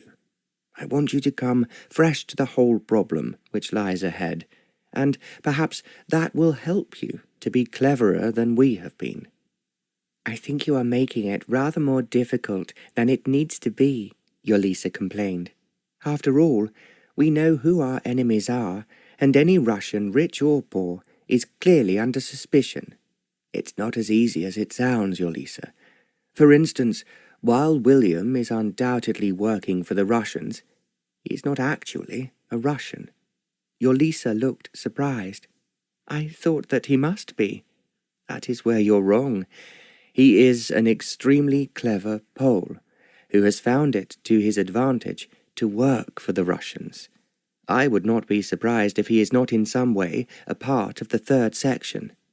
"And if he is," Yolisa said, "his masters, by getting him on board this ship, are telling us how important they think you are." "There I do agree with you," he replied, "and I am only thankful that we have acted our parts from the first minute we came aboard the ship. That has undoubtedly given William a great deal to report to those who arranged for him to be a steward." It was an intriguing thought, but at the same time frightening. Yolisa now felt that she would be glad when their voyage came to an end. It was a warm, sunny day when they steamed into port. Yolisa had her first look at the capital city of the country. She had already learned from her uncle that it was where the royal palace was situated. Because the port was of great strategic value, it was one that the Russians especially wished to get their greedy hands on.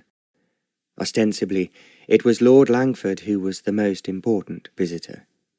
He was greeted by the British ambassador and the Secretary of State of Kavalla for Foreign Affairs, and there was also a good number of other dignitaries waiting for them. After a welcome consisting of a long speech from one of the dignitaries, open carriages each drawn by 4 white horses, escorted by a troop of mounted cavalrymen, took them to the palace. Yolisa wondered if the ordinary statesmen and the aides-de-camp in attendance at the royal palace thought it strange that so much fuss was being made for a man who was just a well-known British diplomat. It was impossible, however, to ask any questions. Yolisa and Lord Langford drove in one carriage, with the British ambassador and the Kavallian Secretary of State for Foreign Affairs, and so their conversation was formal and stilted. There were questions about the smoothness of the sea, the health of Her Majesty Queen Victoria, and the preparations for her Golden Jubilee, which was taking place that year. Yolisa thought with amusement that the same kind of conversation must be repeated over and over again when representatives of other countries arrived. She noticed the children along the route, who waved excitedly as they passed by, but the men and women just stood and stared at them. The people seemed very strong and healthy, and the children, she thought, were very attractive. There was no sign of poverty, if it existed at all, and she had a glimpse of the shops, and they appeared to be filled with goods to sell. The people passing in and out of them, or looking in the windows, were well dressed. There were streets lined with trees, and there seemed to be a profusion of flowers everywhere. In fact, it was an exceedingly pretty city. To make herself pleasant, Yolisa bent forward to the Secretary of State and said to him, "Your people here look prosperous and happy. I hope that is true throughout the whole country." "It is at the moment," he replied, "and long may it remain so."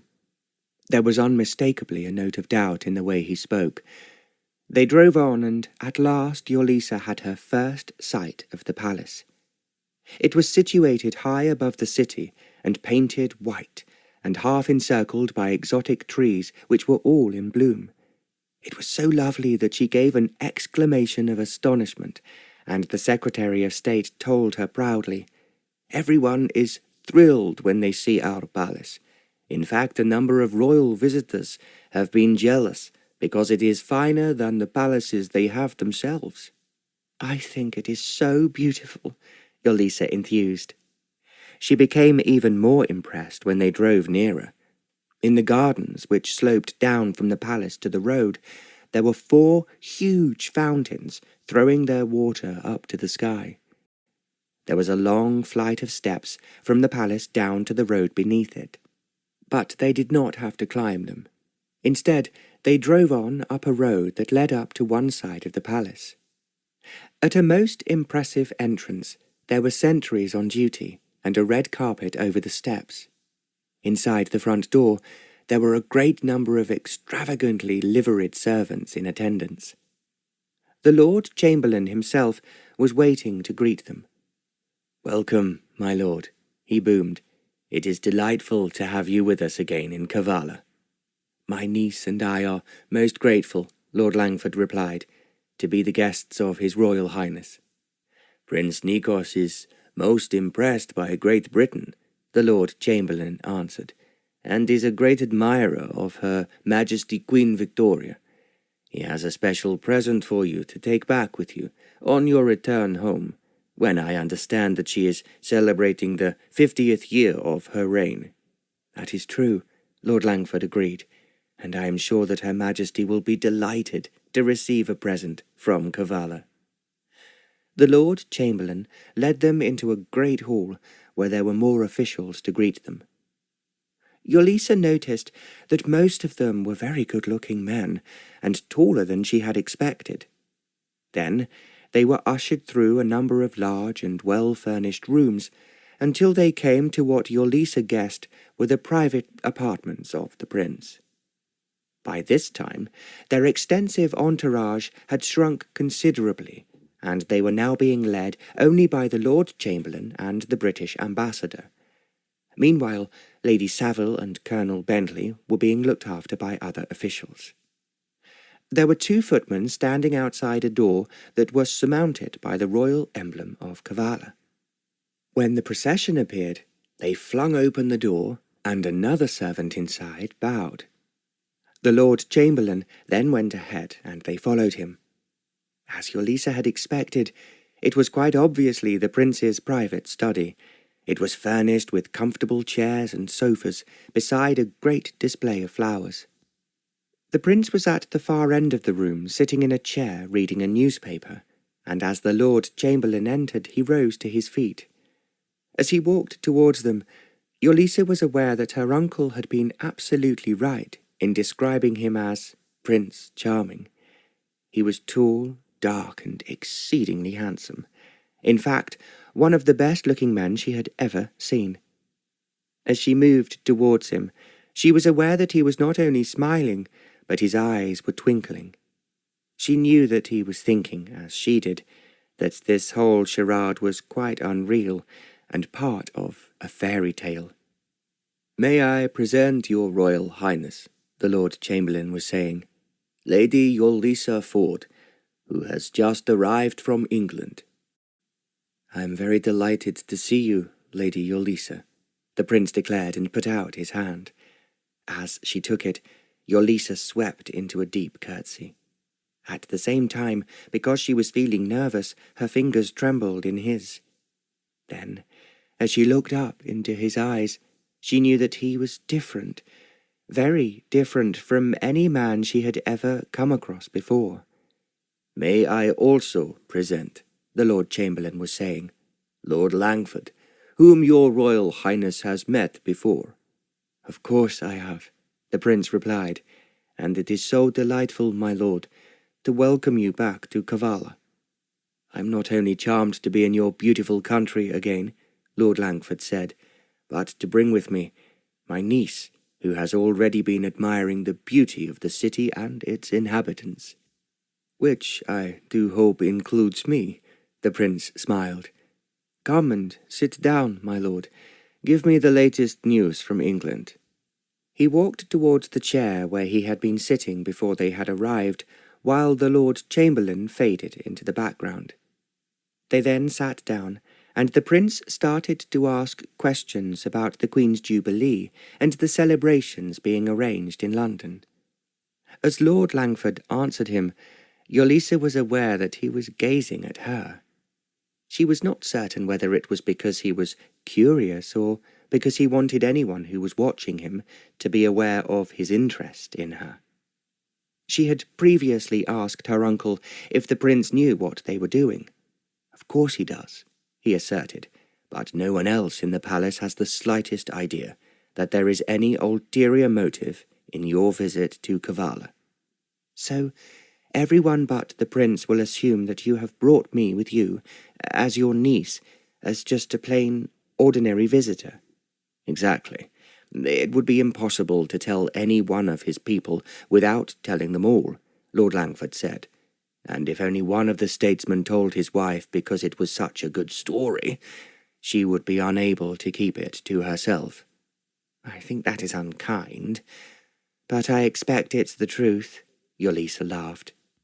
"Women are always quite a risk when it comes to secrets," Lord Langford had said somewhat provocatively. "Therefore the Prime Minister and I entrusted a man from the Foreign Office to go ahead of us and inform the Prince secretly what we are planning." He smiled before he continued. "Of course, he naturally will be disappointed that there is no possibility of his having an English wife until another year at least has passed." Later, when Yolisa was talking to her uncle, she said, "I suppose it is impossible to conceive of any other way that the prince can save his country except by being married to an Englishwoman of royal blood." "If there is another way, then you think of it," the Lord Langford replied. "I suppose every statesman in the world has racked his brains to think of how to prevent Russia expanding, as she is doing at the moment. No one wants to go to war, yet there seems to be no other way of stopping her from grabbing every small country on her borders." Watching the prince now when he was talking to her uncle, Yolisa wondered what he really felt. He would marry a woman he had never seen, and with whom he might have no interests in common. She felt certain that there must be plenty of women in his life already. He was far too handsome not to have been pursued, even if he himself was not the pursuer, by almost every woman he met.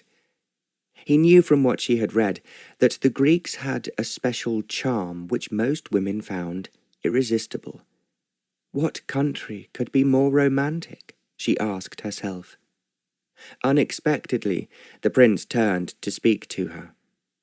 "Your uncle tells me, Lady Yolisa," he said, "that you have visited Athens. Tell me what you thought of the land I belong to." "It is not only beautiful," Yolisa replied, "but it is romantic, exciting, and totally compelling." She spoke the last 3 words in Greek, and the prince remarked, "So you speak my language?" He asked the question in Greek, and then Yolisa answered him in the same language. "I learned it because it's so beautiful." "Just as you are," the prince replied. They smiled at each other. Yolisa was then aware that the Lord Chamberlain and her uncle had not understood what they had said to each other. Lord Langford spoke a little Greek, but he found it difficult to follow a conversation. Now, as if he realized this, the prince said to him, "I find it very surprising, Lord Langford, that your niece should be so accomplished as to speak my native language, which is a difficult one. I think she will find it easy to make herself understood in Kavalla. Our language here is a combination of several European languages, which are considered fairly easy." "I agree with you," Lord Langford said. "I have had very little difficulty in making myself understood in Kavalla. But with your ancient Greek and modern Greek, I'm often at sea." The prince laughed. "That is quite an admission, my lord, that I did not expect to hear from you." "I assure your Royal Highness that I am always strictly truthful," Lord Langford commented. His eyes met the prince as he spoke. They were both thinking about the charade they were acting at the moment, and wondered if it would be successful. The prince rose to his feet. "I am hoping, my lord," he said, "that you and Lady Yolisa will join me at dinner tonight, and tomorrow I would like you both to be present at a military parade. It will take place in the city, and we are paying a special tribute to your English queen." "That is most gracious of your Royal Highness," Lord Langford said, "and I am sure that Her Majesty will be very touched by your thought for her. I know you will carry an account of what happens back to England with you," the prince said, "and I should be surprised if many countries do not follow our lead in sending her not only our good wishes, but also a present to add what must be, by this time, a very large collection at Windsor Castle." Lord Langford chuckled. "That is true, your Royal Highness, but then there is always room for more." "So, until this evening, my lord," the prince said. He shook Lord Langford's hand as he bowed, and then turned to Yolisa. Once again she curtsied. As his fingers closed over hers, she had a strange feeling within her breast that she had never known before. She could not explain it to herself, but it was there. Then, as they walked away towards the door, she was very aware, although she had her back to him, that the prince's eyes were following her. It gave her a strange and unusual feeling. She felt as if she had met him, not for the first time, but he had somehow been there in her life, all down the centuries.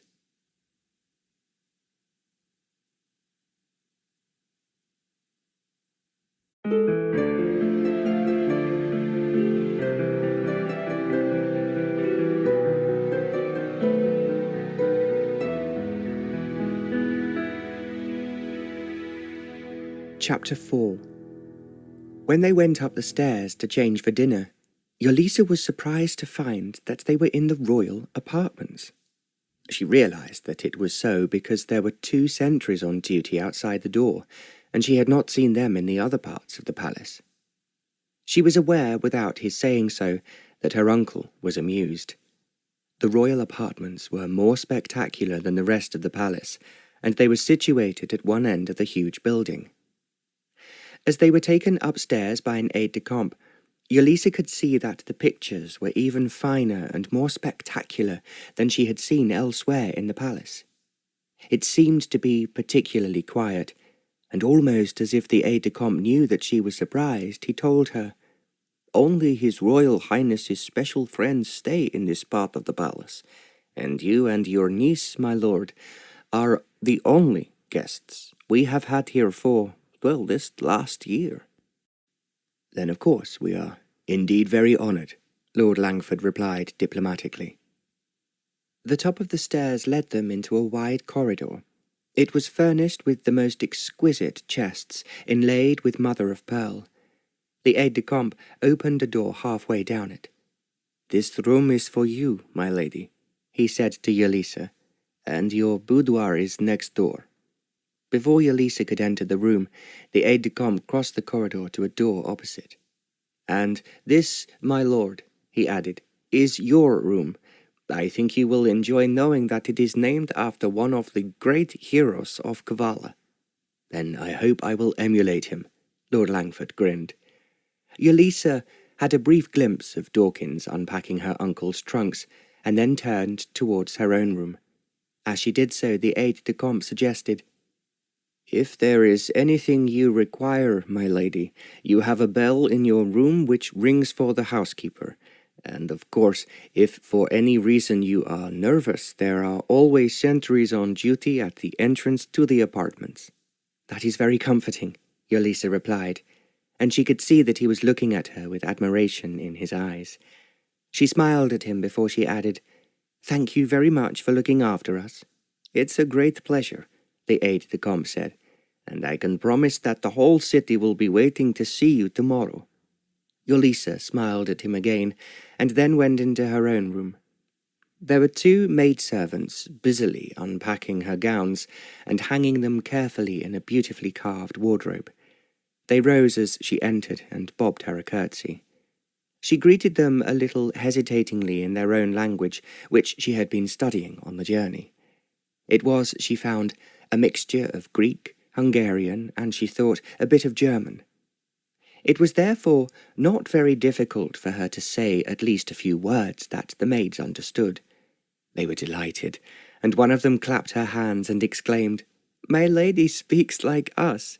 That is good, very good." "But it's rather more difficult for me to understand you," Yolisa said. "But I am sure I shall soon get better." Actually, she found that she could understand quite a lot of what they said as they continued unpacking.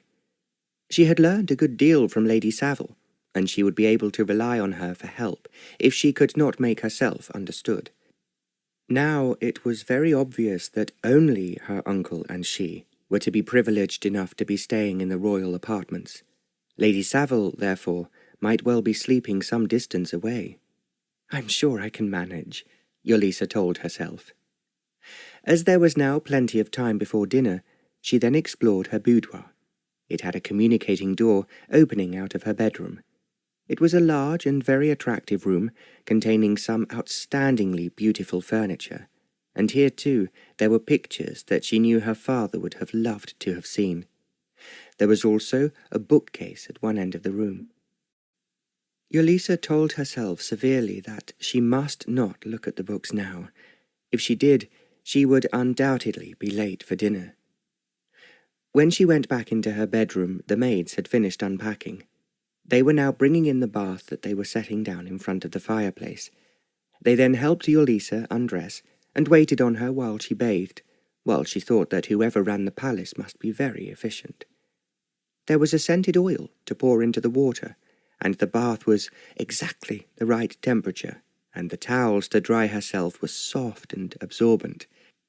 Yolisa also noticed that there were small luxuries which she expected to find in English country houses, but not in foreign ones. There were biscuits beside the bed in case she was hungry at night, and fresh water was available in a crystal jug. Besides the candles in a gold candelabra, there was a small lantern in case she wanted to move about in the night. The maids helped her put on her underclothes. Then they opened the wardrobe where they had hung her gowns and waited for her to choose the one she should wear. For a moment, Yolisa hesitated. She had no idea what she would have to do in the next few days, and she wondered which of the dresses her uncle had chosen for her was the most spectacular. Then she remembered her father saying once, "First impressions are always important." So she pointed to the gown that had diamante glittering all over it. "If nothing else," she thought, "everybody will have to notice me." One of the maids was obviously particularly skillful in hairdressing, and arranged Yolisa's beautifully. When she had put on her gown, she remembered the jewellery, and because she was not used to wearing jewels, she had not given them a thought. She had not even opened the case while she was aboard HMS Victorious. She found now that the jewel case had been brought upstairs and set down beside her dressing table. The key was in her handbag, and as she opened it, she was curious as to what she would find. At the first glance, she was stunned by an enormous diamond necklace. It was far bigger than the one that her mother had owned, or any necklace she had seen on any of her parents' friends. She then remembered that her uncle had told her that he had spent some time with the Nizam of Hyderabad while he had been in India. The richest man in India had a diamond mine that was all his own, and she was sure that was where the diamonds must have come from, and they were certainly amazing. Yet she thought that it would be too much to wear tonight, especially as her gown was already glittering with diamante. She found another necklace, also of diamonds, but not so large, and she thought that it too must have come from India. She then put it on, and discovered that there were earrings to go with it as well as a bracelet. When she looked at herself in the mirror, she wanted to laugh. If she needed to be spectacular, she had certainly succeeded. She was quite sure, however, that her mother would have thought that she was very overdressed. "If this does not impress the prince," she said to herself, "it will certainly make the Russians sit up and take notice of me." Once again she felt a little shiver go through her. It was frightening to think that everything she did and perhaps everything she said was being reported. If not to the third section, then certainly to the Russian, who was in control of this particular operation. "They will be very certain after tonight," Yolisa told herself, "that if I have jewels like these, I must be royal." Because she felt defiant, she then added a smaller bracelet, which was also of diamonds, to her other wrist. The two maids were regarding her with awe, and they paid her compliments in their own language. Yolisa was wondering whether she should go to her uncle's room when there came a knock on the door.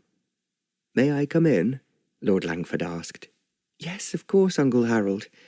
He then entered the room, looking very smart in his evening clothes, on which were pinned a number of his decorations. There was also a large cross round his neck, suspended on a red ribbon. She had never before seen him dressed so formally. And, before she could tell him what she thought, he exclaimed, "You look exactly as I want you to." The maids had tactfully left the room so that they were alone, and Yolisa said in a very low voice, "Thank you for these wonderful diamonds." "I just knew they would become you," he replied. There was, however, she thought, a pain in his eyes. She was certain that he was remembering who had worn them last, and wishing that it was his wife who stood there rather than his niece. Yolisa slipped her hand in his. "I'm so glad you approve of me, Uncle Harold," she said, "and thank you very much." "Then let's go downstairs," he said. "It will amuse me to see how overcome they will be by your appearance." "I am very impressed that we have been given these particular rooms," Yolisa whispered. "So am I," her uncle replied. "At the same time, remember it is exactly what you are entitled to." "Of course," Yolisa agreed with a smile. They walked to the top of the stairs, and then her uncle gave her his arm, and then they went slowly down with dignity. There was an aide-de-camp waiting at the foot of the stairs. He was to lead them to where the reception for the banquet was to take place. It was in the formal part of the palace, and there were more guests than Yolisa had expected, and they were all chattering to each other, somewhat noisily, and drinking champagne. When she and Lord Langford came into the room, there was a sudden hush. Then the prince came forward to greet them. As he did so, Yolisa was aware of the astonishment in the eyes of the ladies, and the admiration of those in the gentlemen. Again, she took the prince's hand and curtsied to him. If she thought that her uncle looked magnificent, the prince was more so. He was wearing a blue ribbon over one shoulder, and all the stars glittering with diamonds on his white coat were dazzling. He seemed even taller and more overpowering than he had when they first met. Yolisa thought it would be impossible to find any man who was more handsome, and he could truly be described as looking like a Greek god. The prince then presented to her a number of the statesmen who had not met them when they had arrived at the palace. The more Yolisa spoke in the language of Kavalla, and the more she listened to it, the easier she found it. In fact, it was quite unnecessary for the statesman to talk to her in broken English. When they went into dinner, it was the prince who gave her his arm, and she found that she was sitting on his right. She knew immediately that this would cause a huge amount of comment amongst the other guests. She realized that the prince himself was finding the situation amusing. "If they are not all talking about me tomorrow," Yolisa said to herself, "it will certainly not be my fault." The dining room was as impressive as the rest of the palace. The long table with golden candlesticks and a magnificent display of goblets inset with many jewels was something that Yolisa had never seen before. In between the ornaments there were rare orchids skillfully arranged, and bowls of Sèvres porcelain filled with fruit. "Your palace is just like a fairy palace, Your Royal Highness," she remarked to the prince soon after they were seated. "I just hoped that was what you would think," he replied. "So if the rest of your country is equally beautiful," Yolisa said, "then you are obviously the most fortunate man in the whole world." Without thinking, as he was looking so Greek, she spoke to him in modern Greek. He replied to her in the same language. "I will show you some of my country tomorrow, and I am quite certain that you like riding." "Oh, I would rather ride than do anything else," Yolisa replied. "I'm sure that your horses are as magnificent as your palace." "I hope you think so," the prince said. "As it happens, they come from Hungary." Yolisa laughed. "Then you certainly have the best. My father, who is a most experienced horseman, has always told me that the finest horses he has ever ridden have been Hungarian." "I thought if it suited you," the prince replied, still speaking in Greek, "we could ride off early in the morning before all the arduous duties of the day start." "In England, I usually ride before breakfast," Yolisa volunteered. "Well, that is what I thought you would do," the prince said. "A Hungarian horse will be waiting for you at 6:30, if that is not too early." "This is an excitement I was not expecting, sire," Yolisa answered, "and I promise I will not be late." "I feel that you always keep your promises," the prince said, "and it is something I try hard to do myself." Yolisa was thinking to herself that everything was so different from what she had expected. She had somehow thought that the prince's palace would be quite small and its furnishings not particularly fine. She had reckoned that the prince would be a good-looking man, but not so overwhelmingly handsome. Now she was to ride Hungarian horses with him. That was very different from travelling in pomp in an open carriage. She felt her heart leap with anticipation. "I know just what you are thinking," the prince said unexpectedly. "Although I consider it an insult, I'm glad to have surprised you." Yolisa turned to look at him in astonishment. "You are reading my thoughts," she exclaimed. "I confess that I am," the prince replied, "and I find them very intriguing." "It is something that your Royal Highness should not do," Yolisa protested. "But I suppose it is because you are Greek that you can do so." "It is something I only do on special occasions," the prince grinned. "And then what can be more special than meeting you?" Yolisa felt that he was being very complimentary, and she responded, "I think actually, sire, that is exactly what I should be saying to your Royal Highness, and what you would indeed expect." The prince laughed.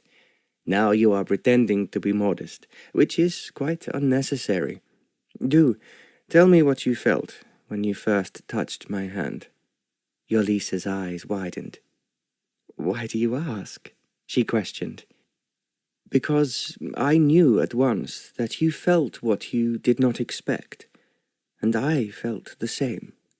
Yolisa was so surprised that she stared at him and then quickly looked away. Ever since she had entered the room, She had been conscious of the prince in a way that she did not wish to explain to herself. When he had come forward to greet her, she felt for a second that he was enveloped with a dazzling light, and it seemed to stream continuously from him. Then she told herself that she must be charming and concentrate herself on creating a good impression, which was expected. At the same time, showing a royal reserve towards those she was introduced to. She tried not to think about the prince, yet now, when they were seated side by side, she found herself vividly conscious of his closeness to her in a way that she could not understand. She could feel his vibrations pouring out from him and meeting hers. In a strange way, they were united as one. They were talking together, yet the words seemed unimportant. He was there beside her, and she was with him. That made what they were saying seem to be of little consequence compared with their life force. All this flashed instantaneously through her mind. Then, as she looked up and her eyes met his, he said very quietly, "It is exactly what I am feeling too. So now you understand." She was frightened by what he said, and by the strange effect he had on her heart, or was it her mind? She was not certain which. Yolisa deliberately turned away. She began to talk animatedly to the Prime Minister, who was on her other side. She asked him about the country, and then about the army. "Have you a large army in Kavalla?" she inquired. "It's not as big as His Royal Highness would like," the Prime Minister replied. "In fact, we are recruiting more and more men, but we are only a small country, and large armies are a great expense." "But they are protective," Yolisa said positively. "I agree," the Prime Minister answered. "That is why His Royal Highness is anxious that we should possess not only the newest and most up-to-date weapons available, as well as the vital protection of Great Britain." Yolisa smiled. "That is something I do hope that you will have," she replied. She did not say anything more because she was not certain if the Prime Minister knew about the game that they were playing.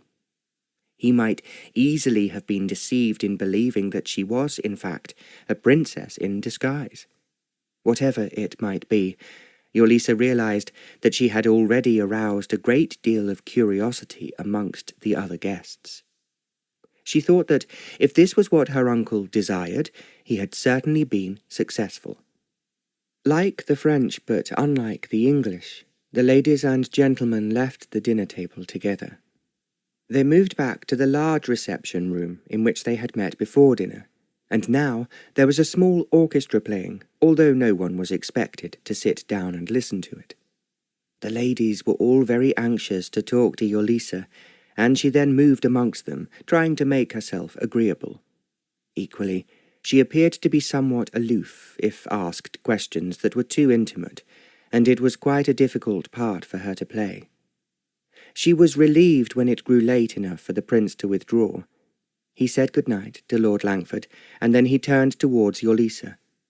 He put out his hand, and she sank down in a deep curtsy. His fingers tightened on hers. Once again she felt that strange feeling which had swept through her at their first meeting. This time it was more intense, and it was something not only unprecedented, but also exceedingly exciting. Then, as Yolisa looked up to the prince's eyes, she was aware that he was feeling exactly the same. She could not explain how she knew this. The two of them were united for the moment by a spiritual force which was quite inexplicable. Almost as if he forced himself to speak, the prince said softly so that only she could hear, "Tomorrow morning." Then he was gone, and Yolisa felt as if all the lights had been extinguished. Almost as if she was in a haze, she went upstairs with her uncle.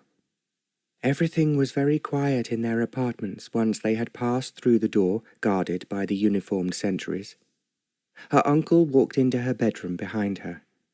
"I need not tell you," he said, "how brilliantly you behaved tonight, and just how impressed everyone was with you." "I did my best, uncle," Yolisa murmured. Now go to bed, and don't worry about anything," Lord Langford said. "Tomorrow will certainly be an exhausting parade. You will walk on a tightrope, and do it better than anyone has ever done before." "That is exactly what I want you to say," Yolisa sighed. "Good night," her uncle called, walking towards the door. He did not kiss her, and Yolisa thought that he was keeping up the pretense that she was a princess disguised to be his niece. However clever the Russians might be, she did not believe that they could manage to penetrate so far into the palace, nor to have any secret means of listening to what she said in this bedroom. However, as her uncle closed the door and left her alone, she felt that he was wise just in case the Russians had found some secret means of listening or looking in on them without anyone being aware of it. Yolisa then rang for the maid, as she had been told to do. The maid, who had looked after her before, came hurrying in. "Everyone's talking about you, gracious lady," she said as she undid Yolisa's gown. "What did they say?" Yolisa inquired. "They say you're either an angel from heaven or a goddess from the country that His Royal Highness comes from." Yolisa laughed. "A goddess," she exclaimed. "That is indeed a compliment. Oh, then I wonder which goddess I would like to be." When she climbed into her bed, however, she was thinking of the prince and reflecting on which of the gods he most resembled.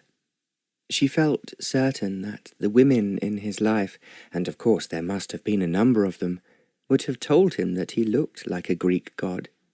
It would be difficult to decide which one would be most appropriate for him. She found herself again thinking of the strange way that the prince had talked to her. How could he possibly have felt as she had when they first met? How could he read her thoughts and so understand what she was trying to say? It was all very intriguing. Yet some sensible part of her mind told her that she must not become too involved with him. To him, she was just a ship that was passing in the night. When she returned home to England, she would have carried through the complicated task that her uncle had planned for her. Then the prince would never think about her again. Yet she undoubtedly would now find it hard to be attracted to the ordinary Englishman her father wanted her to meet in London. They would talk about their horses, their country houses, and the problems on their estates. Inevitably, she would then compare them with the prince, talking about gods and goddesses, with all the strange vibrations emanating from him that she could not explain, and their reading of each other's thoughts. "I am sensible enough," Yolisa said to herself, "to know that this is dangerous.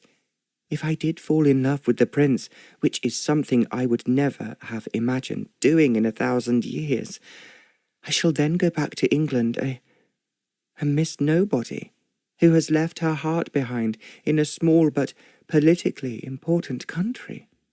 She closed her eyes. It would be a great mistake to go riding with the prince tomorrow morning. If she was prudent, she would say that she was too tired. She could then just meet him at the first public engagement they had together. But even as she thought about it, she knew that was something she could not do. It would be a great mistake to insult the prince the moment she had arrived in his country. She had expected danger, if there was any, to come from the Russians, or perhaps the danger of being publicly exposed as an impostor. Now she was aware of another danger, a danger that came from within herself. She was trying to disregard it, but she was forced to admit that it was a turn of events she had never expected. It could easily be exceedingly dangerous in a very different way. And even as she argued with herself, she knew that it was quite hopeless. How could any girl, living as quietly as she had always done in the depths of the country, refuse what she was now apparently being offered? A prince of a fairy tale country, a magnificent Hungarian horse to ride, something completely irresistible, new, unexpected, and very intriguing, now happening between herself and the most handsome man she had ever seen. "It cannot be true," Yolisa murmured aloud. "I am dreaming, and tomorrow morning I shall wake up." Eventually, she fell into a deep sleep. When she awoke, the sun was shining through the sides of the curtains. A few minutes later, the maid she had told to call her came into the room. Yolisa had allowed herself half an hour to dress, and she was ready at 7:15. Among the clothes she had brought from home was a riding habit that was almost new. She had grown out of the old one that she had worn for several years, and her father had then insisted that she went to the best tailor in the county. He told her to order a habit that was well cut and fitted without a wrinkle. He was very particular about what he wore himself when he was riding, and he disliked women who looked untidy or who had badly fitting habits. When Yolisa was dressed, she thought that anyone who might have criticized her appearance last night would have to admit that she was absolutely correct this morning. She was not surprised when there came a knock on the door. There was an aide-de-camp outside to take her on His Royal Highness's instructions to where the horses were waiting. Yolisa was aware that neither her uncle nor anyone else knew what was happening this morning. She was taken down a side passage to a door that opened out at the back of the palace. She expected the horses to be waiting there, but to her surprise, the aide-de-camp went on until they reached the stables. The prince was there talking with a man who was obviously a head groom, and there were 6 horses being paraded in front of him. At the sight of him, Yolisa felt as if her heart turned a somersault, and as he looked towards her, she was almost sure that he felt the same. "Good morning, Lady Yolisa," he greeted her as she curtsied. "You are very punctual. I wanted to see which of these horses you would prefer." "Am I to have a choice, sire?" Yolisa asked. "But of course," he replied. "Let me tell you that they are all Hungarian, and I will not say which of the 6 I myself like best." "Well, that is very generous," Yolisa replied, "but I shall feel embarrassed, sire, if I choose the one you really want to ride yourself." "I will risk your being clever enough to choose it," the prince smiled. "But you must concentrate on the horse and not on my mind." Remembering the conversation that they had had at dinner, Yolisa laughed. "I will try not to cheat," she promised. She carefully examined all the 6 horses. They were all exceptional, and just what she thought Hungarian horses should be like.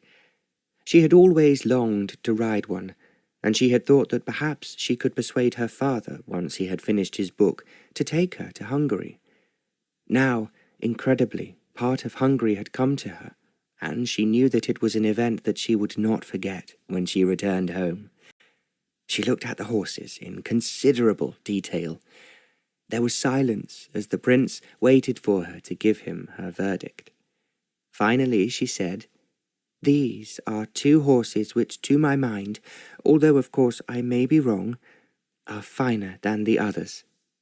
"Show me which they are," the prince insisted. She pointed them out, and he laughed. "I suppose I might have known," he said. "I was testing you, just to make sure." "You are testing me for what, sire?" Yolisa asked innocently.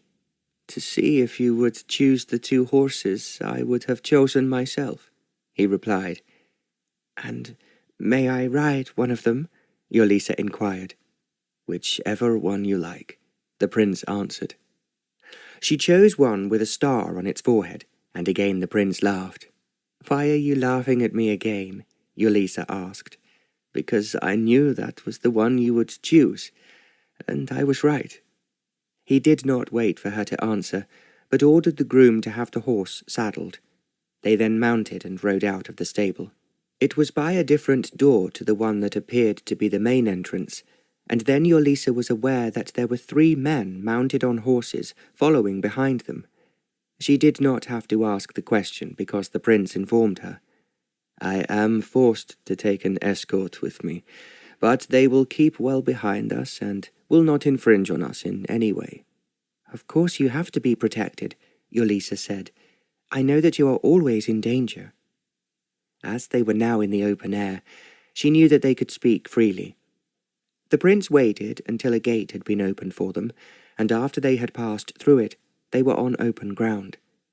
There are many things that I want to say to you, he said, but first of all I think that we should give our horses their heads and gallop some of the enthusiasm out of them, so that they do not interrupt us.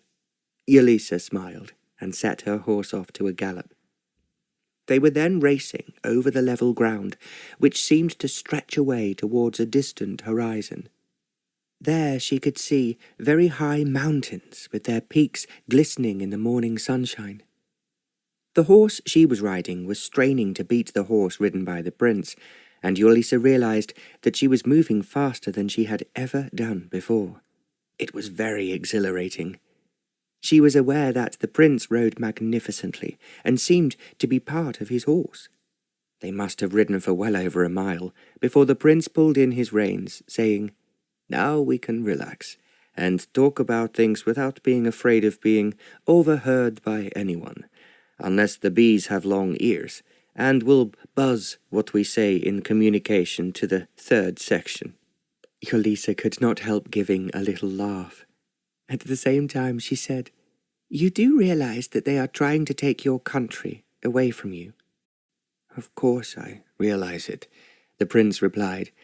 "They have already played innumerable dirty tricks to create riots among my people, and they try to stir up trouble in every possible way that they can think of." "But your people are loyal, sire." "So I believe," the prince answered. "And thank you for coming to my rescue at this moment.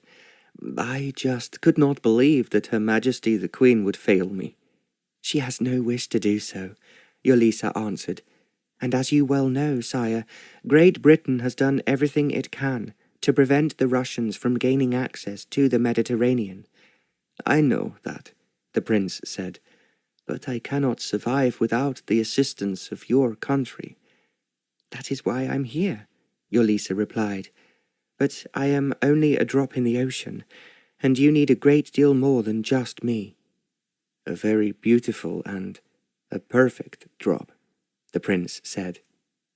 The way he was speaking made Yolisa blush, and she turned her head away. "You are just so beautiful," the prince said. "When I first saw you, I could not believe that you were real. In fact, I thought that you had been sent to me by the gods on Mount Olympus." Yolisa then wanted to tell him that she thought he looked just like a god, but she knew that it would be too intimate. Instead, she said, "Let's enjoy being here, while the Russians and everyone else are far behind." She looked back as she spoke. The 3 officers who were escorting the prince were still nearly half a mile away. "Now, tell me about yourself," the prince suggested. "How can you be so incredibly beautiful and at the same time so clever?" "Do cross your fingers when you say that," Yolisa said, trying to speak lightly. "I may make some terrible mistake, and then you will send me home in disgrace." "That is something that I will never do," the prince answered. "Do you not think it is strange, Yolisa, that we can read each other's thoughts, and as well as that, have the same feelings?" Yolisa looked away from him. "Perhaps it is just a coincidence," she murmured. The prince gave a low laugh. "You don't believe that," he said, "and nor do I. I know that last night when you went to bed, you were trying to be sensible in telling yourself that you had imagined the whole scenario and that it had not happened." "Just how can you know that?" Yolisa asked him in astonishment. "Well, simply because I was feeling the same," he replied. "And if you were surprised at meeting me, I was just as surprised at meeting you." He gave a little chuckle as he added, "And I was expecting an intelligent but rather plain young English woman who would lecture me when she had the chance and tell me how inferior I am to the power of the Union Jack." Yolisa laughed because she could not help it. At the same time, she was acutely conscious of the prince. It was difficult not to look at him as if he was a magician who had hypnotized her. "I know just what you are thinking," the prince said quietly. "I also know, as you realize, that we have been looking for each other for a long time, perhaps through a great number of our lives." He paused, and his voice altered as he went on. "Now, incredibly, we have met in the most unusual circumstances, but we have met each other, and that is all that matters."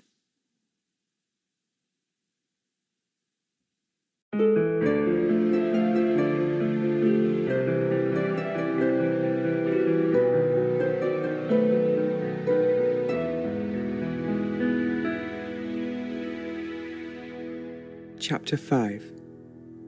Yolisa found it just impossible to find an answer to what the prince had said. He gazed at her for a long moment. "Let's ride on a little further," he suggested, "and then we must go back to civilization." The horses were only too willing, and they rode on until it was easy to see the tall mountains ahead, some of which still had their cover of winter snow. There was a stream running between them, and as they pulled in their horses near to it, Yolisa exclaimed, "Your country is so lovely. Whatever happens, you must not lose it." "That is what I keep saying to myself," the prince replied, "but I am well aware that it will not be easy." There was almost a sad note of despondency in his voice. Without really thinking, Yolisa said, "You will win. I feel sure that you will win." "Do you really mean that?"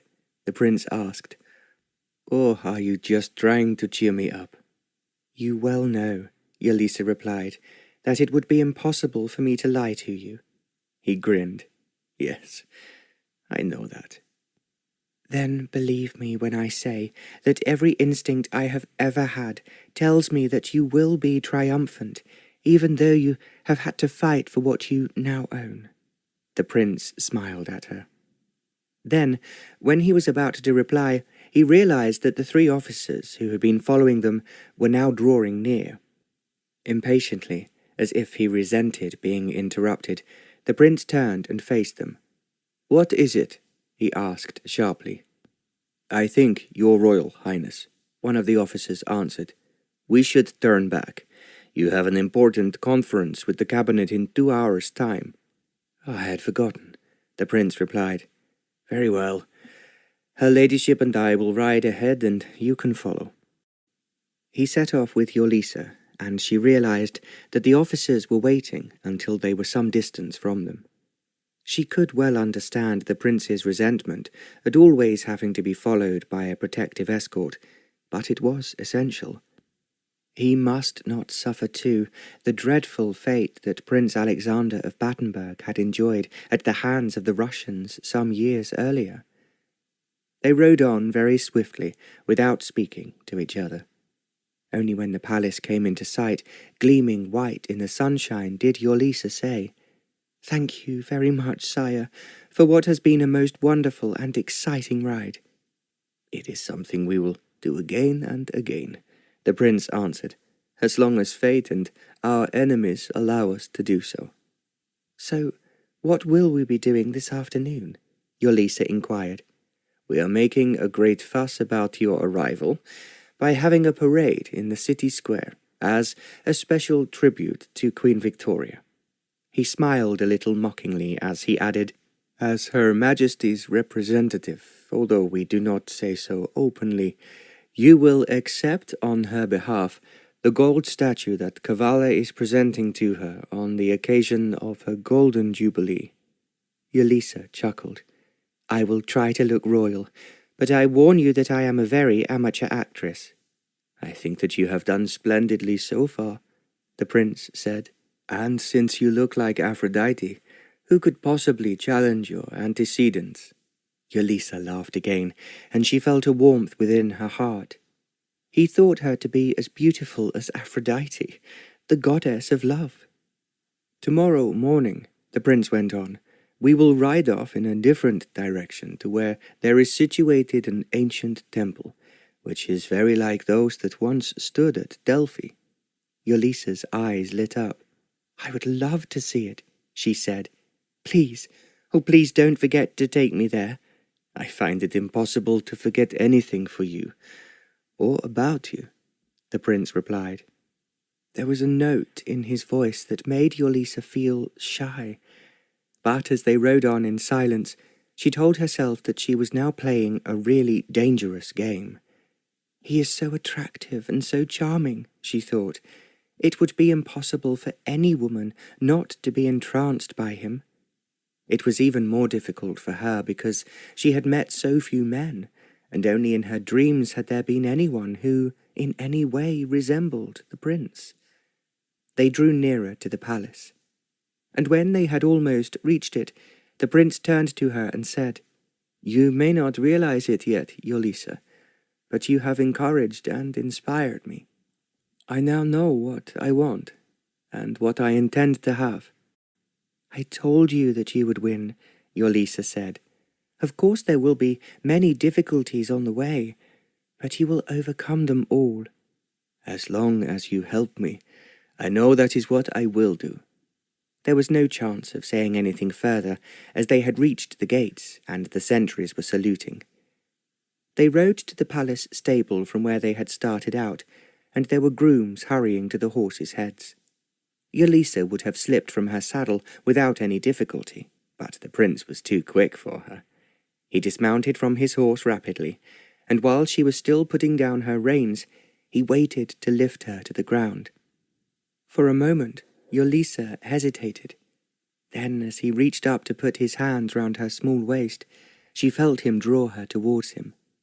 Just for a moment, he held her tightly before he set her down on the ground. He gazed into her eyes as he did so, and she felt again that strange feeling in her heart, while at the same time her whole body was vibrating to his body. Then, without speaking a word, they walked into the palace. Yolisa went upstairs, and the prince went away in another direction. When she reached her bedroom, Yolisa felt as if she had come back to a reality from a dream. It had been so poignant, but at the very same time so thrilling that it could not really have happened. Yet it had. Yolisa knew now, because of what she had felt and what she and the prince had said to each other, that life could never be the same. When she rang the bell, the maids came hurrying to assist her out of her riding clothes. They helped her choose the elaborate gown she was to wear for the celebrations, which were to take place later in the morning. But first, breakfast was waiting for her, all laid out in her boudoir. She had expected that she would have it downstairs with Lady Savile and the Colonel, and perhaps also with some members of the royal household. To her delight, when she entered the boudoir, she found only her uncle waiting for her. "Good morning, Uncle Harold," she exclaimed at once. "It is delightful to find you here."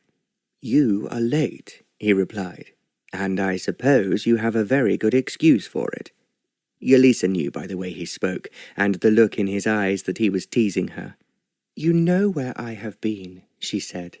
"Yes, I know," he answered, "and of course, as your chaperone, I very much disapprove. But then for other reasons that we will not mention here. I am so pleased that you had the opportunity." Yolisa sat down at the breakfast table. 2 footmen brought in some delicious dishes, and then withdrew. "Did you enjoy yourself?" Lord Langford asked her when they were alone.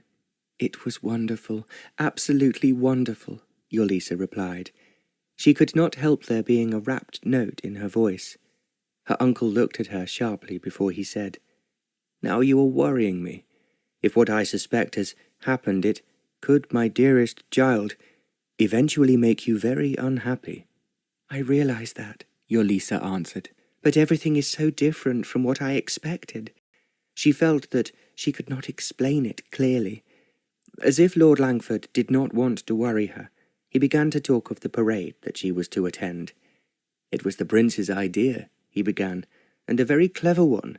It will show those who are watching us how attached this country is to Great Britain, and that you have a special connection with the Queen. The prince told me that I was to accept the gold statue that Kavalla is giving to Her Majesty. Again, it was the prince's idea, Lord Langford said, and I think that he is a very intelligent young man. It would be a disaster if he could not make this country, as he most sincerely wants to do, an example for the rest of the Balkan states. Yolisa was well aware of what he meant without him saying anything more. He was obviously referring to the way that they had been overrun and had become nothing but slaves to their Russian masters. She knew, however, that, safe though they thought they were from any prying ears or eyes in this part of the palace, it would be a mistake to take any chances. She therefore replied to her uncle, "I am sure that the prince will achieve his ambition, and Kavalla will be a shining example of new ideas and modern techniques which are being developed in so many countries all over the world." "Especially in America," Lord Langford added. "I intend to visit that country again very shortly. I think you would find it interesting to come along with me." "This is a very kind and most generous offer, Uncle Harold," Yolisa smiled. She realized as she spoke that Lord Langford was trying to attract her attention away from the prince. He was also making it clear that when they left Kavalla, she would have other interests to occupy her mind. "If he thinks," she said to herself, "I can ever forget the prince, he is wrong. Wherever I am and wherever I go, I shall always feel as if I have left some part of me behind in Kavalla." Even as the thought passed through her mind, she felt how ridiculous she was being. She had met the prince only yesterday. How could she possibly feel like this about him so soon? "I am behaving like a silly schoolgirl," she thought, "falling in love with the first handsome man I meet." Equally, she knew that the prince had spoken with an unmistakable sincerity. The response from within herself had come from her heart and her soul. Then she was aware that her uncle was watching her, and there was a worried expression in his eyes. "I have made a mistake," he declared quietly, "in bringing you here. I can only hope that it is not something you will deeply regret in the future." Yolisa put out her hand towards him. "Whatever happens," she said, "I will never regret coming here, or cease to be grateful to you for bringing me to Kavalla." Lord Langford rose from the table. "I am going now to get ready for what lies ahead of us. I will collect you in about half an hour's time, and I suggest you relax, or better still, write a letter to your father." "I will do that, and thank you again, Uncle Harold, for looking after me and being so kind." "I feel that I have not succeeded in carrying out the former duty. It's impossible not to be kind to anyone as charming and beautiful as you." He stopped for a moment before he added, "Unfortunately, there are other men who feel just the same." Yolisa realized that he was referring to the prince, and because it was in her mind, she could not help herself asking, "I suppose that there have been a great number of beautiful women in his life?" "Of course," Lord Langford replied. "There has been a very beautiful and sinuous young woman staying at the palace, and I suspect that she was introduced by those people it is a mistake to name." Yolisa's eyes widened. "Do you really think that the prince was deceived by her?" "Not for a moment. He's far too clever for that, and I doubt whether when their liaison ended, she carried away anything of importance except her broken heart." Yolisa thought that it was what she might well have deserved. Of course, the Russians would have tried to seduce the prince, and they had sent him one of their spies who was beautiful and alluring. She would also have been experienced in extracting the information they required. Yet, because the prince had a third eye, he would have known from the very beginning that the woman was dangerous. Instead of being infatuated by her to the point of being indiscreet and easily manipulated, it was he who had captured her. She had lost her heart to him, and might even have forgotten that it was her duty to work on behalf of another nation hostile to Kavalla. Yolisa, with her creative imagination, could almost see it all happening. If there had been one woman sent to the palace as bait by the Russians, there would doubtless be others. Yet he had survived so far. Now Yolisa had to help the prince until the bride who had been chosen for him by Queen Victoria was old enough to take her place. The mere thought of having to leave eventually was like a stab of a dagger in her heart. Then, because it seemed so absurd, Yolisa wanted to laugh. How was it possible that she could feel like this after meeting the prince just 3 times in the last 24 hours? It was only possible if what he had said was true, and they really had been searching for each other for a long time in many other lives. And now, past all belief, they had found each other. It all circulated through Yolisa's mind. As if he knew that there was nothing more he could say, Lord Langford walked towards the door. "If you are writing to your father," he said as he reached it, "tell him that we may, with luck, return sooner than we expected." Before Yolisa could reply, he went out, shutting the door somewhat sharply behind him. She realized that he was annoyed. Not particularly with her, Yolisa, but because the circumstances they now found themselves in were different from what he had envisaged at the outset. She felt it was unlikely that he would take her away, and yet that was what he was threatening to do. "Then I will not go," she told herself. Equally, she knew that it would be very difficult to refuse if her uncle insisted. Yolisa next sat down at the writing table in front of the window and started a letter to her father. Then, as she paused for words, she began to draw a picture of the prince on a sheet of writing paper. She was remarkably skillful in portraying his square forehead with his dark hair brushed back from it. She drew his classical features and dark eyes, and they seemed, when she looked into them, to pierce their way into her very soul. How could this have happened? How could it be true? Yet it was the most wonderful thing that could ever have happened to her. She knew if she could spend even a little time with the prince, it would be a marvelous experience she would always remember. It would enrich her whole life.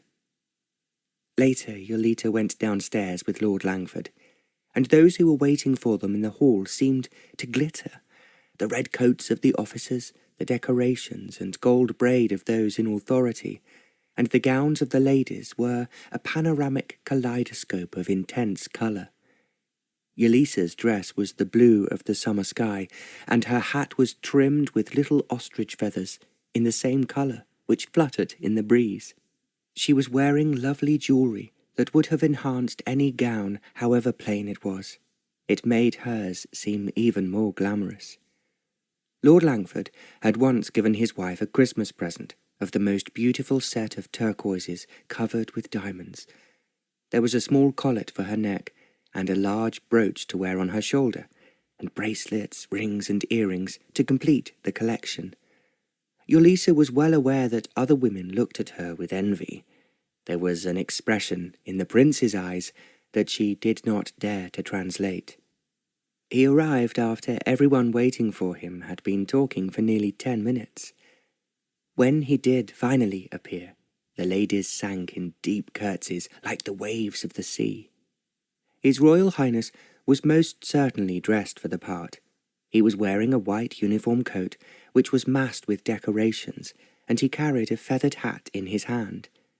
When he put it on his head, it made him look even more handsome than before. As he had planned before she had arrived, Yolisa travelled with him in the royal carriage, with both Lord Langford and the Prime Minister. There was a procession of 8 open carriages, all escorted by 2 troops of cavalry, and their rather dashing uniform was, Yolisa thought, very appealing. The people of the city had been lining the streets since early in the morning, and the moment the first horses appeared, they began to cheer. The children waved flags which had been given to them by their schools. Only the prince, Yolisa thought to herself, could have thought of anything so clever as to distribute Union Jacks as well as the flag of Kavalla. The 2 flags were also flying from the houses and the cathedral. It will, she added, convince the Russians better than anything else how strongly affiliated Kavalla is with the British Empire. Sitting next to the prince, she felt that he looked very much a ruler of his people. They not only respected, but loved him, and there was no pretense about the cheers that rang out, or the smiles of satisfaction on the faces of the Kavallians. Yolisa well knew that she would have been aware instinctively if there had been anything insincere about their behaviour. She could feel that they reached out to him as they passed by, and when he then appeared on the platform in the square, the cheers were spontaneous. The platform was crowded, but even so it was too small to hold all the cabinet and the other dignitaries who had been invited to attend. They were therefore seated on different platforms so that they could all be seen by the people. Right in the centre of the square there was a very impressive statue of a previous ruling prince. Near to it there was a smaller statue covered by the combined flags of Kavalla and Great Britain. Yolisa looked at it curiously. As if the prince knew at once that she was asking a question, he said, "That is what I am going to unveil, and then present to you, the gold statue, which you will accept on behalf of Queen Victoria." "I think you are very clever, sire, to have planned all this," Yolisa said in a low voice. "How do you know I planned it?" he began. Then he stopped and gave a laugh. "That is a silly question. Of course you would know, even if no one had told you." "I still believe that it's very clever of your Royal Highness," Yolisa persisted. She could only speak to the prince in a whisper, as the Prime Minister had already risen to his feet.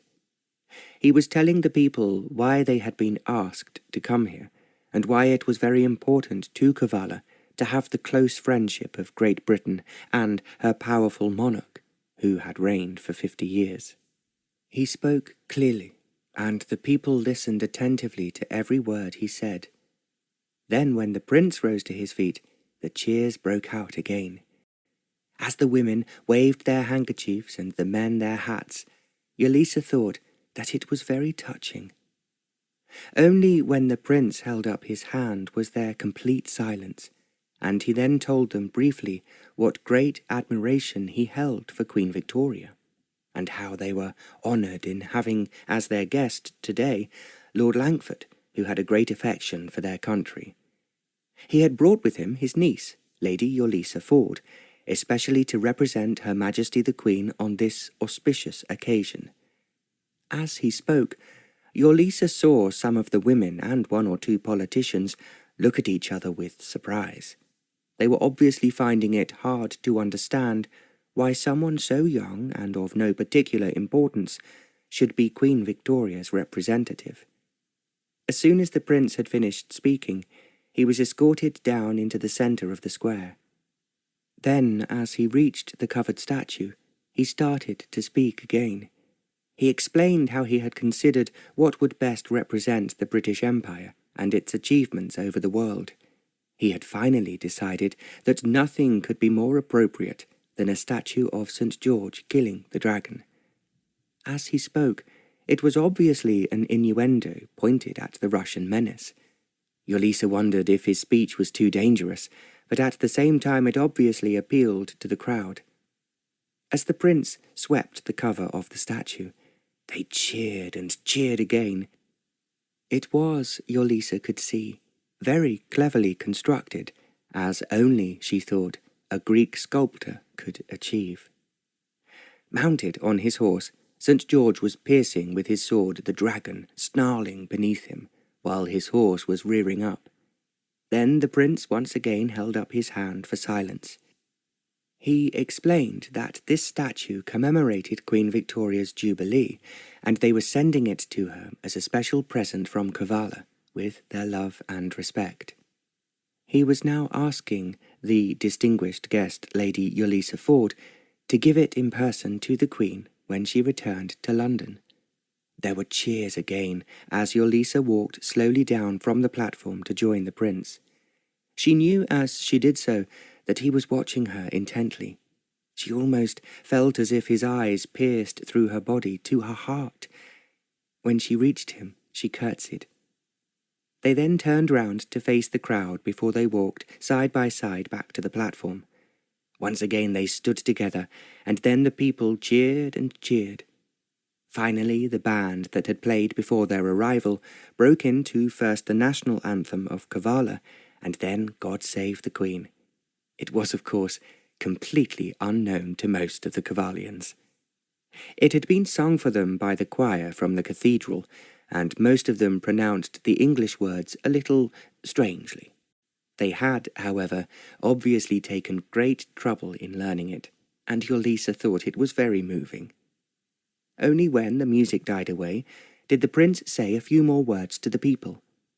"Since I became your ruler," he said, "we have introduced many new ideas in this country, but there is a great deal more for us to do. I am determined that we shall be prosperous and at the same time peaceful and friendly with our neighbours." Then there were murmurs, as if a number of the audience thought that that was impossible. "This can only happen," the prince went on, "if we are united in ourselves and determined to make Kavalla an independent and respected country. I believe that if we all strive together, that this, with God's blessing, is what we can easily achieve." He spoke with such a note of sincerity that Yolisa felt the tears come into her eyes. Then, as he finished, he looked at her, and she knew that he was aware of what she felt and was moved by his words. There were a great many people for the prince to speak to and to introduce to Yolisa, but she was well aware that they thought it very unusual that he should make so much fuss about her. "He could not do more," she heard one woman say, "if it was his bride-to-be who was with him." Then they moved amongst the statesmen and other dignitaries, but the crowd had no intention of dispersing and stood still, watching them intently. The band was now playing spirited national songs that were known to them all. They therefore started to sing, their voices soaring up into the sunshine. The colourful dresses of the women, the fluttering flags, and the uniforms of the soldiers made an arresting picture. It was, Yolisa thought, what any artist would like to paint. It all took quite a long time, and it was after 1 o'clock before they finally drove back to the palace. There were still people lining the route who waved frantically as they passed. The prince saluted, and Yolisa raised her hand in an energetic wave. She knew that it was what the queen would have done, had she been in her place. When finally they did reach the palace, the prince said, "You were really wonderful today, Lady Yolisa. I can only congratulate you on—" He was just about to add, "appearing more royal than royalty," when he realized that the Prime Minister was still with him, who was not aware of the parts they were acting to deceive the Russians. Hastily, Lord Langford piped up, "Excellent, absolutely excellent, Yolisa. I am quite sure that Her Majesty will be very gratified at the beautiful present Kavalla has given her." "I hope so as well," the Prime Minister said, "and that Lady Yolisa will tell Her Majesty just how much we admire both her and the British Empire." "I will certainly do so," Yolisa replied. "When are you thinking of returning to England?" the Prime Minister asked her. It was an awkward question, and as Yolisa glanced to her uncle for help, the prince said, "Come along, now. What we all need is a glass of champagne, and if your throat is not dry, Prime Minister, mine certainly is." The Prime Minister laughed. "I would definitely appreciate a glass, Your Royal Highness." "Then, what are we waiting for?" the prince asked as the carriage came to a standstill. He stepped out and helped Yolisa to alight. As he did so, he whispered beneath his breath, "You were just perfect. But then, could you never be anything else?" Yolisa felt herself give a little quiver. She was thinking as she did so that his performance had been no less perfect than hers. The people who were invited to luncheon filled the banqueting hall. They even spilled into the passage where the aides-de-camp were obliged to sit, since there was no other room for them. Everyone was in a very good humour, and delighted that the unveiling of the statue had gone off so well. But Yolisa knew that some of the councillors had been somewhat critical. They had been afraid, although they did not dare to say so, that it might annoy the Russians, in which case they would undoubtedly find some excuse for interfering, even more than they had been doing already. Several members of the cabinet told Lord Langford about the many difficulties and problems the Russians set for them, and that they were aware that infiltration into the country was increasing, but they had no notion of how to prevent it. "Our one comfort," one councillor suggested, "is that His Royal Highness has expanded the army, and they are all wholeheartedly loyal to him." "I do hope that you're certain of that," Lord Langford said. "It was, as you know, the hostility of the Bulgarian army that eventually caused Prince Alexander to abdicate after the Russians had been obliged to return him to his own country." "I well remember it," the councillor replied. "At the same time, I can assure you that our army is totally at the service of Prince Nikos." "That is what I hoped to hear," Lord Langford said. When luncheon was finished, the guests lingered for a little while longer. Some walked on the terrace outside the front of the palace to look down at the huge crowds which were still congregating in the streets below. The fountains were playing, and the flowers seemed to be even more colourful than they had the day before, and Yolisa thought it must be the most beautiful royal palace in the world. Because the crowds saw them looking down, they started to cheer. Finally, the Prime Minister proposed to the Prince, "I think that your Royal Highness should appear and perhaps say a few words to them. They have been waiting there since early this morning." "I'm aware of that," the Prince said, "and I think it would also please them, because I doubt if they were in the square to meet Lady Yolisa." He did not wait for the Prime Minister's reply. Going up to Yolisa, he took her by the hand. "Come down and meet my people," he said. "I want them to know you." Yolisa had not heard what the Prime Minister said, and she was surprised. Then, as the Prince started to draw her down the steps, she asked so that only he could hear, "Is it wise? There are many people today who have doubted that I was important enough to accept your present for Queen Victoria, and they will certainly question my appearing with you alone." "You are my guest of honour," the Prince replied, "and of course, as you do know, the goddess I have been seeking for a very long time." Yolisa drew in her breath. There was nothing she could say. As they then reached the last few steps, the Prince stopped. By now the people in the street realized what was happening and had rushed forward. They pressed themselves against the iron railings, where there were 2 sentries on duty. It was easy for the crowd to see the Prince clearly, and Yolisa standing beside him. They were clearly excited that he had come down to them, and eager to hear what he had to say. When the Prince held up his hand for silence, they instantaneously stopped cheering.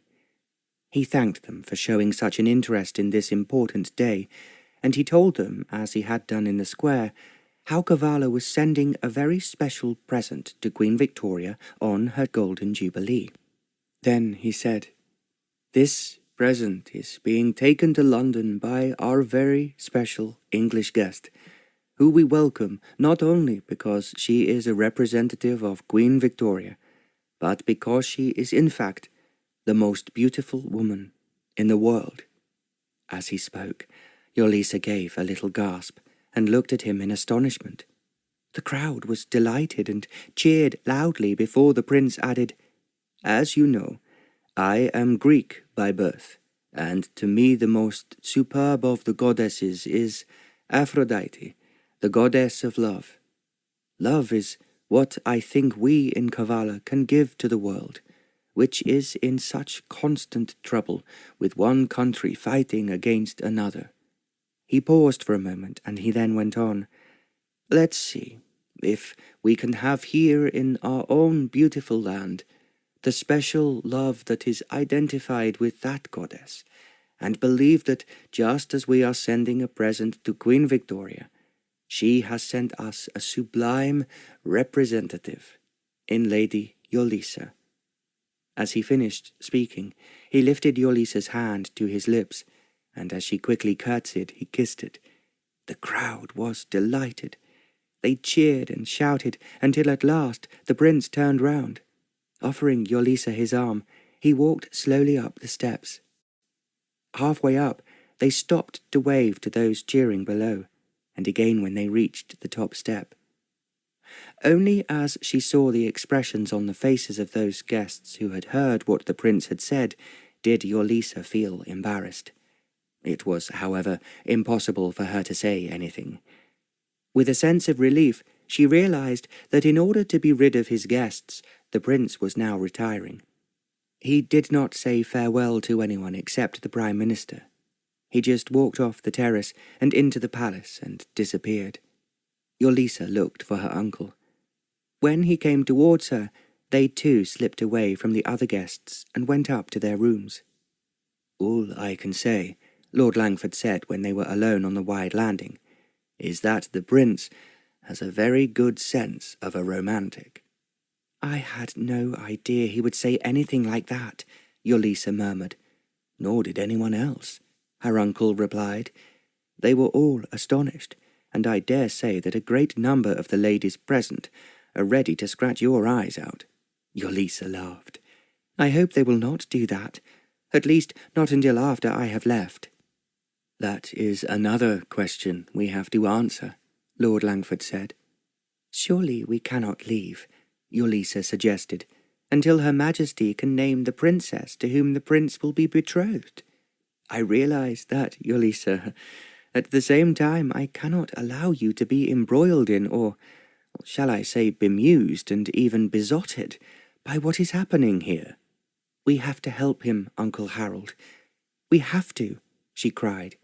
"I know, but I have a feeling that he is moving too fast. As you have just pointed out, there may well be a long wait before a British princess can sit beside him on the throne." Yolisa did not answer, but gave a deep sigh. She knew, whatever fears her uncle might have, they would both of them strive in every possible way to prevent Kavalla being overrun by the Russians. How could they allow the prince to be deposed in favour of some puppet who would be put in his place? "I think, Uncle Harold," she said aloud, "we just have to pray that things will work out for the best. One thing is obvious. The people of Kavalla love their prince." "I realize that, and perhaps as you hope, my dearest, we shall win the battle that lies before us. But it is not going to be easy."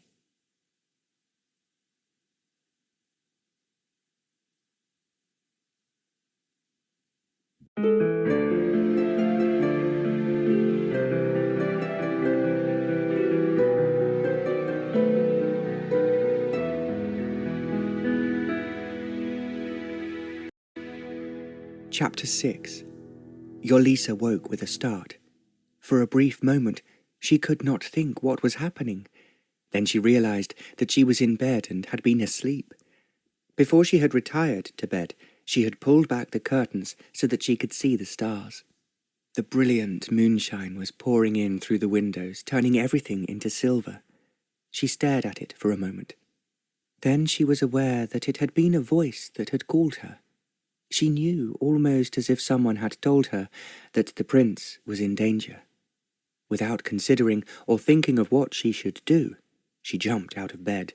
She went towards the door leading into the corridor, and then stopped. She could hardly go to the prince's state apartment wearing only her nightgown.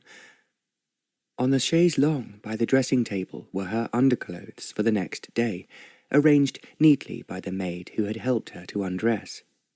It took her only a few seconds to slip them on, and she then ran to the wardrobe and took down the first gown her hand touched.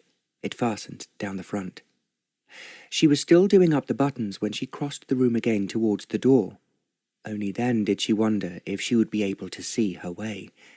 She pulled the door open. Then, as she started almost to run, a door at the far end of the corridor opened. It then flashed through her mind that it might be a servant who would ask her where she was going. She came to a standstill. Then, to her relief, she saw it was the prince, and he was holding a lantern in his hand. She ran towards him. "You are in danger," she called out. "I was coming to warn you. You must hide somewhere." "I was just going to come to tell you the same thing," the prince replied. He spoke in a very low voice, and as if he had told her to be silent, Yolisa did not reply. He put out his hand and took hers. Turning round, he walked through the door of the boudoir which he had just opened. By the light of the lantern they crossed into another room, which was shut up with the curtains pulled for the night. Then the prince opened yet another door, where the candles were still alight. It was, Yolisa saw, his own bedroom. The covers on the bed were thrown back. He must have jumped out of the huge four-poster hung with red curtains in a hurry. He did not say anything, but pulled Yolisa across the room. They stopped abruptly in front of a panelled wall, and for a long moment she did not understand what was happening. Then the prince put out his hand and touched a spring. Slowly, the panel opened. The prince went ahead of her, carrying his lantern, and Yolisa saw that there was a narrow staircase descending straight down to the ground floor. Having stepped forward, the prince stopped for a moment to close the panelling behind Yolisa. Still without speaking, he walked slowly down the narrow staircase while she followed him. She was to learn a long time later that the staircase had been built at the same time as the palace itself, and the reigning prince in his old age liked a variety of women who were not in any way connected with the court. The staircase was built so that they could visit him secretly, and none of his staff were aware of their presence at any time. Eventually people did find out, and whispered about this strange obsession, and the women who came up the staircase were called the Ladies of the Night. The prince and Yolisa now reached the bottom of the staircase. There was a narrow door in front of them, which was securely bolted. The prince drew back the bolts. When Yolisa walked out, she found herself in the garden, and she was concealed behind some bushes which were in blossom. When she looked back, the prince was closing the door they had just come through. It was so skillfully made that it was impossible to see that it was not part of the wall. The prince had blown out his lantern and left it inside. Again he took Yolisa's hand. He drew her away from the palace, but all the time they kept moving through the bushes. On one side of them was the lawn with a fountain in the middle of it, which was smaller than those in the front of the palace, but no less beautiful. It had a delightful curved basin which portrayed cupids and doves. The water being thrown up towards the sky in the moonlight was very lovely. Yolisa would have liked to stop and look at it, but she was aware that the prince was in a great hurry. She sensed danger, as he did. All the time, since leaving her bedroom, she could feel that the danger was coming nearer to him. She was sure that he felt the same. They twisted and turned through the rhododendrons and lilacs, and then they reached the trees which grew at the back of the palace, which Yolisa had admired when she arrived. It was then that the prince stopped. He stood, gazing to the right as if he was expecting to see someone. Yolisa looked back through the trees towards the fountain to have a last glimpse of it. Then she gave out a little gasp and clutched at the prince. He turned towards her, and as he did so, saw what she had seen. Coming through a clump of trees, which were very like those they were sheltering under, were two men. Instinctively, Yolisa knew that they were enemies. She moved closer to the prince. He put his arm round her and pulled her nearer to the trunk of a tree. They were almost behind it, although they could still see the two men. They stood for some minutes looking towards the palace. It was as if they were searching for a sign of anyone awake, or perhaps just a light in one of the windows. Then one of the men turned round and beckoned, and they were joined immediately by several other men. Then, as the first two started to move, still more appeared from the wood behind them. There must have been well over a dozen now as they crept across the lawn. They were bending their bodies as if they hoped to be less conspicuous, and Yolisa thought that they carried weapons in their hands. Although she was terrified, it was impossible not to go on watching them as they drew nearer and nearer to the palace. They moved directly towards the part that she and the prince had just left, where his private apartments were located. It was so eerie and frightening that she found it almost impossible to breathe. She could only watch the intruders as if mesmerized. They were moving very silently. It was not possible to hear anything but the soft drip of the water from the fountain. Then, as they reached the palace, Yolisa saw them stop in front of a side door, one which Yolisa thought was perhaps used only by the prince when he wanted to go into the garden alone at night. The men, and now there was no doubt that they were armed, had stopped. Yolisa wondered if they would force the door in some manner to obtain entry. Then, to her surprise, without their having made a sound, the door opened. She knew at once that it must be a Russian agent inside the palace who was letting them in. There were only 2 sentries guarding the royal apartments, and they would be powerless to prevent the Russians from kidnapping the prince, as they obviously intended to do. They would abduct him and keep him a prisoner in Russian hands, and no one would know exactly what had happened to him. The prince, who was watching intently like Yolisa, had not moved, but she sensed that he had stiffened when the door opened. She thought that it was humiliating for him to think that at least one of his people in his palace was a Russian spy. Then, as the last men went slowly through the door, it was closed. It all happened so quickly and silently that Yolisa felt that what she had just seen must be a figment of her imagination. Yet she knew that the prince's instinct and hers had saved him from the Russians, and it had been with only a few seconds to spare. Impulsively, she turned towards him. In sheer relief, she hid her face against his shoulder. For a moment, he held her very close to him, and she thought that his heart was beating as fast as hers. Still, without speaking, he took her hand and started to move through the trees behind them. Yolisa wondered where they were going. She was afraid that when the Russians could not find the prince in his bedroom, they would begin to search for him elsewhere. The trees seemed to thicken a little, and then they came to a clearing in the centre of which there was a small pool. On the other side of it, Yolisa saw there were 2 horses held by a young man. She knew, as the prince hurried towards them, that he had expected to find them there. When they reached the horses, Yolisa saw that the boy holding them was very small and quite obviously Greek.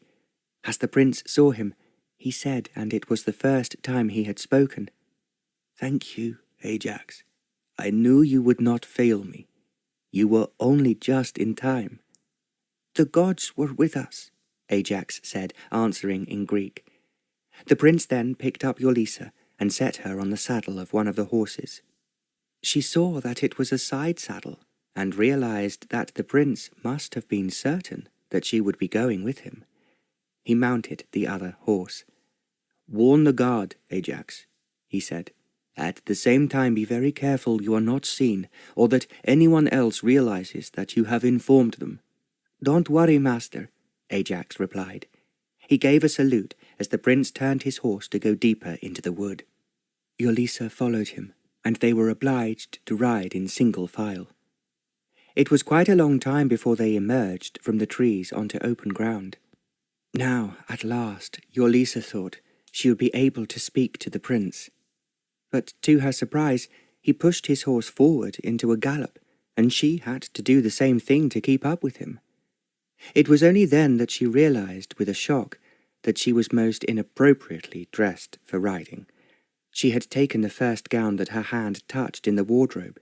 It was a very pretty one of white muslin with a wide frilled skirt, and round her small waist was a sash of blue satin. It was a dress that Yolisa thought she should have worn for an important social occasion. Now her hair was falling over her shoulders, and she feared that the prince must think she looked very strange. Only when they had ridden for what seemed quite a long way did he go a little slower. Yolisa was now able to ride side by side with him. "We are very lucky to have escaped," he said.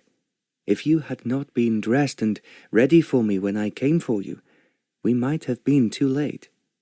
"I realize that," Yolisa said, "but I woke with a start and I felt very strongly that someone was telling me that you were in danger." "And so you were coming to save me," the prince said quietly. "How could anyone have guessed or imagined that the Russians would strike so quickly?" Yolisa exclaimed. "I think," the prince said, "perhaps we rather overdid our affection and respect for your queen, and they then thought that they could rid the country of me before I was actually married to a bride of Her Majesty's choice." "But what will happen now?" Yolisa asked in a small, frightened voice. "That," he replied firmly, "is in the lap of the gods." As if he had no wish to say anything more, he hurried forward. Once again they were riding swiftly, although where they were going Yolisa had no idea. Just in front of them was another long wood, and it seemed to stretch out along the coastline with the sea on their right. The prince entered the wood ahead of Yolisa. There was a mossy path twisting among the trees, and they were obliged to ride again in single file. Then, suddenly, in what Yolisa thought must be the very centre of the wood, she saw a roof. It was so unexpected that she thought perhaps it was just the trick of the moonlight.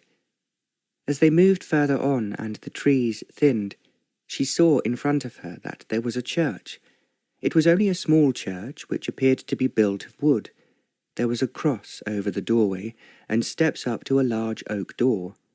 As the prince dismounted, a boy came running from the side of the church to go to his horse's head. The prince turned towards Yolisa, and he lifted her down from the saddle. His hands were on her waist, and he held her close to him as he did so. She looked at him, and was about to speak when she saw that the church door had now opened, and an elderly priest was standing on the top of the steps. The prince put Yolisa down beside him. Taking her by the hand, he moved towards the priest. The boy, who was holding the bridle of his horse, took Yolisa's as well, and then he led both the horses away into the trees. The prince walked the short distance to where the priest was now standing at the bottom of the steps. Then, to Yolisa's surprise, he went down on his knees in front of him. "I have now come to you, father," he said, "for your protection and help." "I knew that," the priest said in a deep voice, "and I was expecting you, my son." He put his hand on the prince's head as if he blessed him. The prince rose to his feet and said, "Let me present Lady Yolisa Ford, who knew, as you did, that I was in danger."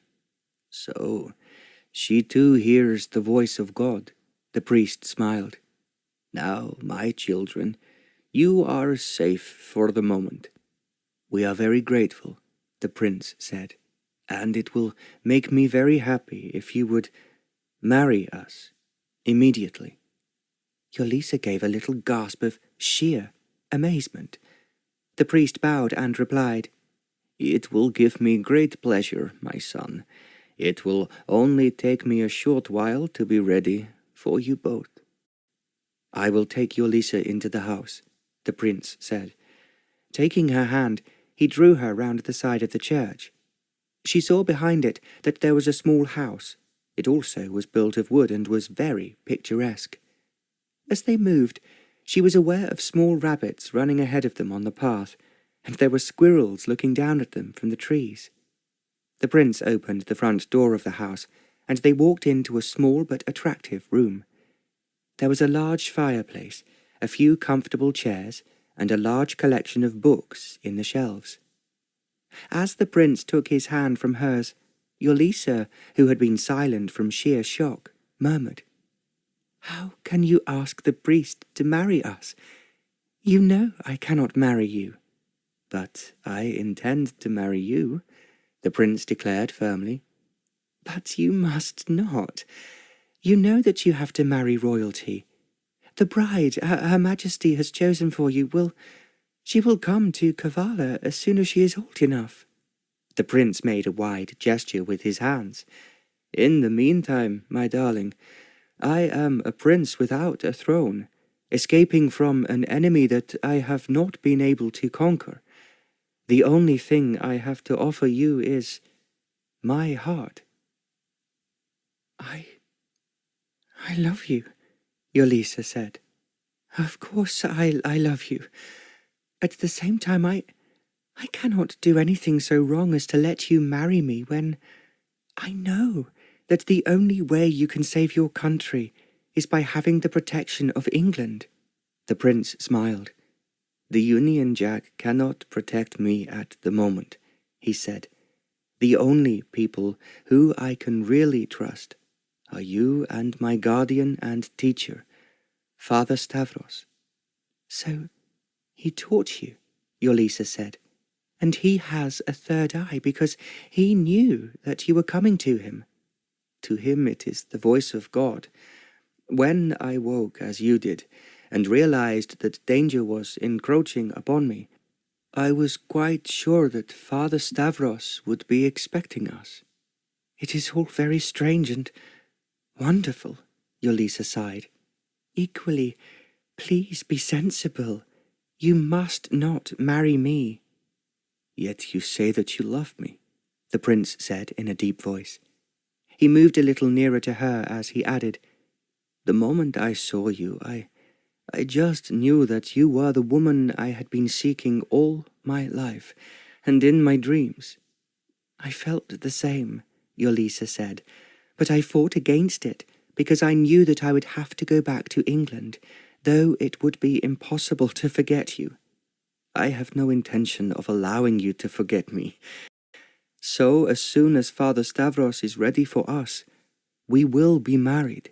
Whatever happens in the future, at least we will be together." "It sounds too wonderful," Yolisa murmured, "but I know that I should save you from yourself." The prince chuckled. "I have no wish to be saved. I want you, my darling, and you know without my telling you that you already belong to me. You are a part of me as I am a part of you. It is quite impossible for us to live without each other." "That is what I feel," Yolisa said in a very small voice. "At the same time, everyone will be very angry. So let them be. At the moment, neither of us know what the future will hold. If the Russians take my country, then we shall have to sail away to some unknown destination. But we will be together. Please, please," Yolisa pleaded. "Let's wait for a little while and see what happens. Perhaps the Russians who were able to kidnap you will be taken prisoner, and then they will try again." The prince interrupted her. "In fact, again and again, until somehow they succeed." He paused for a moment before he went on. "Of course, I will try to prevent them from taking over the country. I will fight them with every weapon I have. At the same time, I know that I cannot live without you. Just as I need you with my heart and my soul, so I need your mind and what you call your third eye to protect and inspire me." "When you talk to me like that," Yolisa answered, "it's impossible for me to know what is right and what is wrong."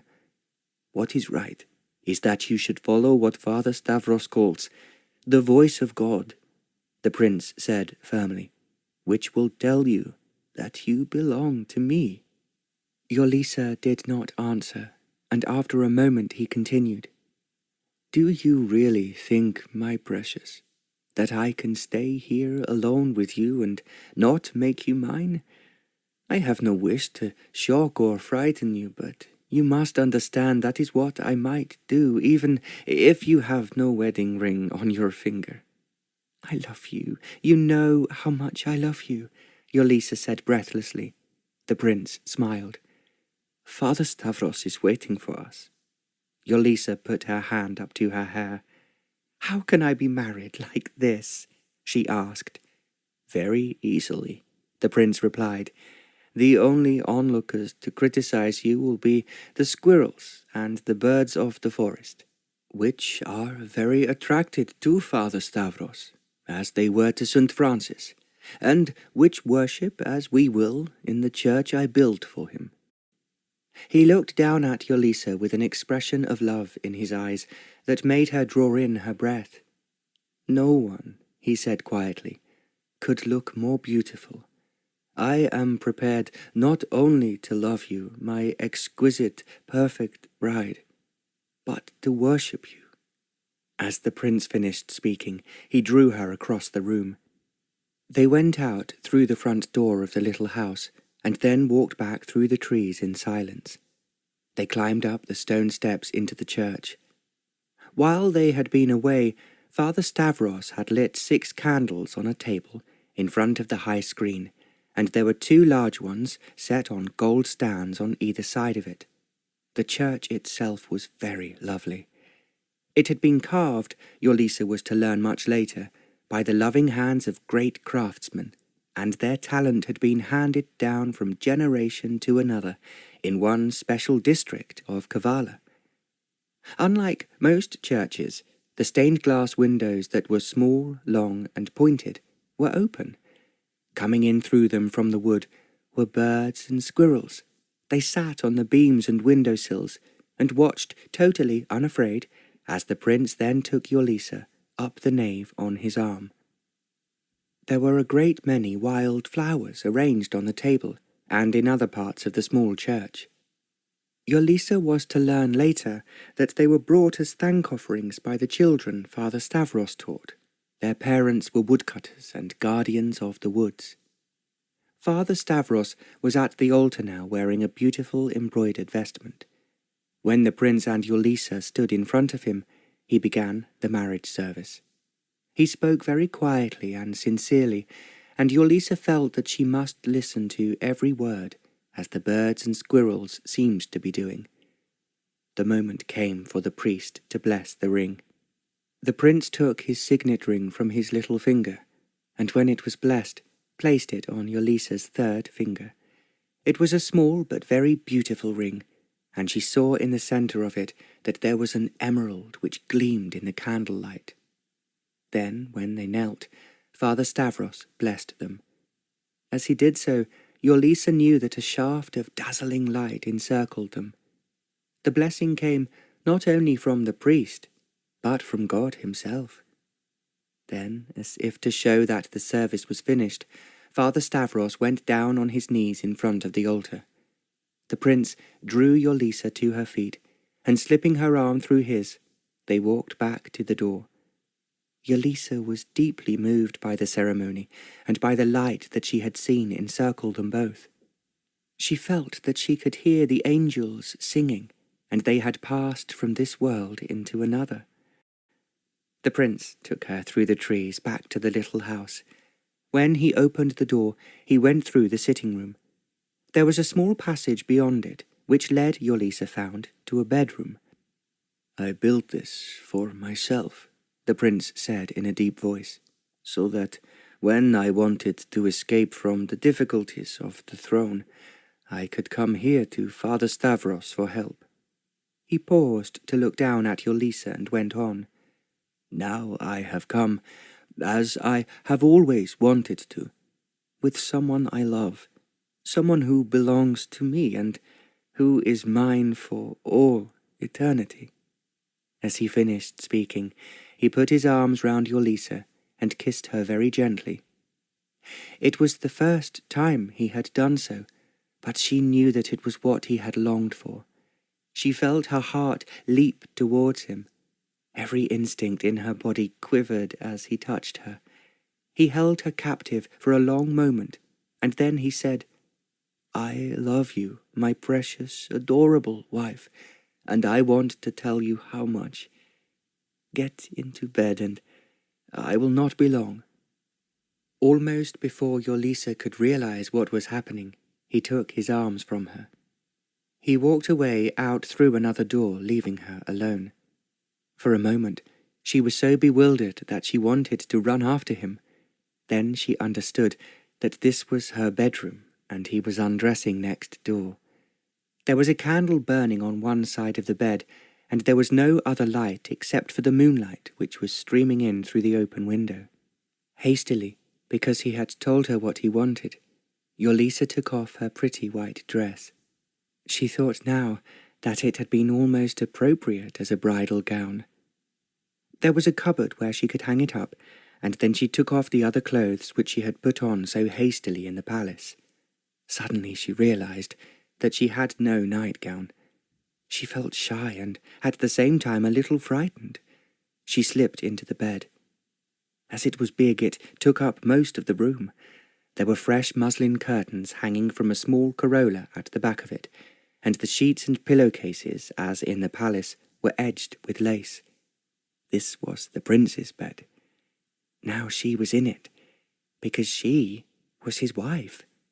The whole world seemed to have turned upside down. How was it possible that she was really married to the prince whom she loved with all her heart and soul? She knew that it was something she should not have done, yet it had been impossible to refuse him. "I love him. I love him," she said to herself over and over again. She waited, breathlessly. The door on the other side of the room opened. The prince came in. He was wearing a long robe of some dark material, and he came to the bedside. Yolisa thought that he would sit down on it and perhaps talk to her. Instead, he blew out the candles, took off his robe, and got into bed. He put out his arms and felt her trembling. "My precious, my darling," he said, "you are not to be frightened.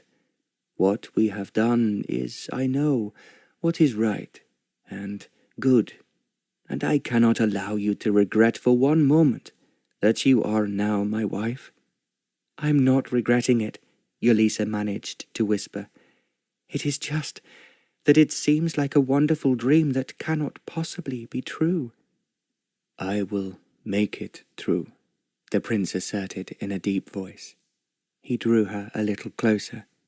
As he felt her quiver, he said, "You are so lovely and so exquisite in every way that I am convinced you have come to me from Mount Olympus.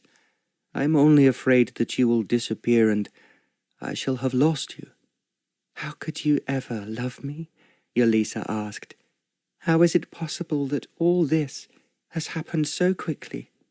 "As I told you before," he replied, "we have known each other for 1,000,000 years, and now I have found you, I will never let you go, as long as we live."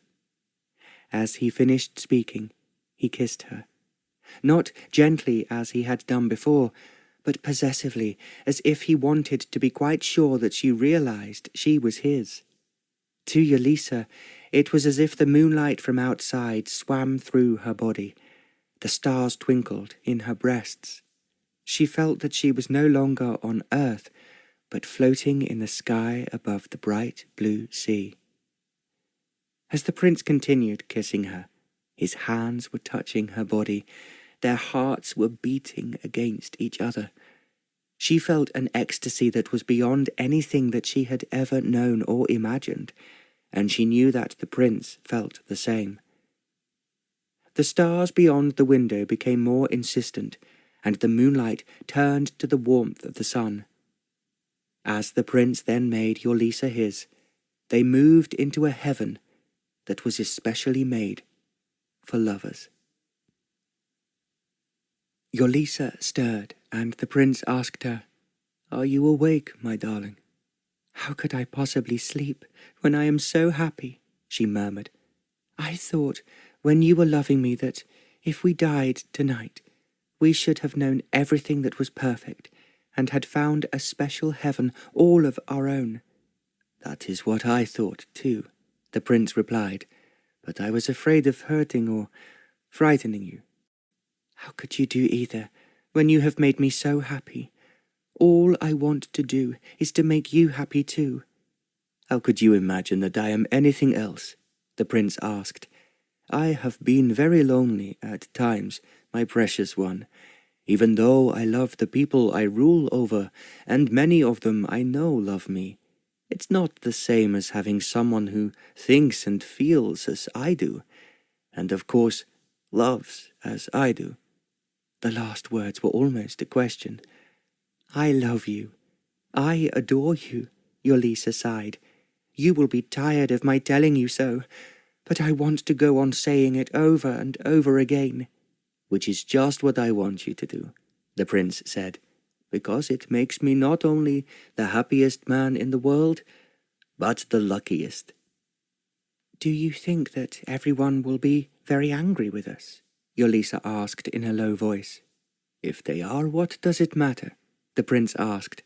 "I have always warned you, my darling, that if Kavalla does not want me, I shall be a wanderer of the earth, without a throne, and with very little to offer you except myself."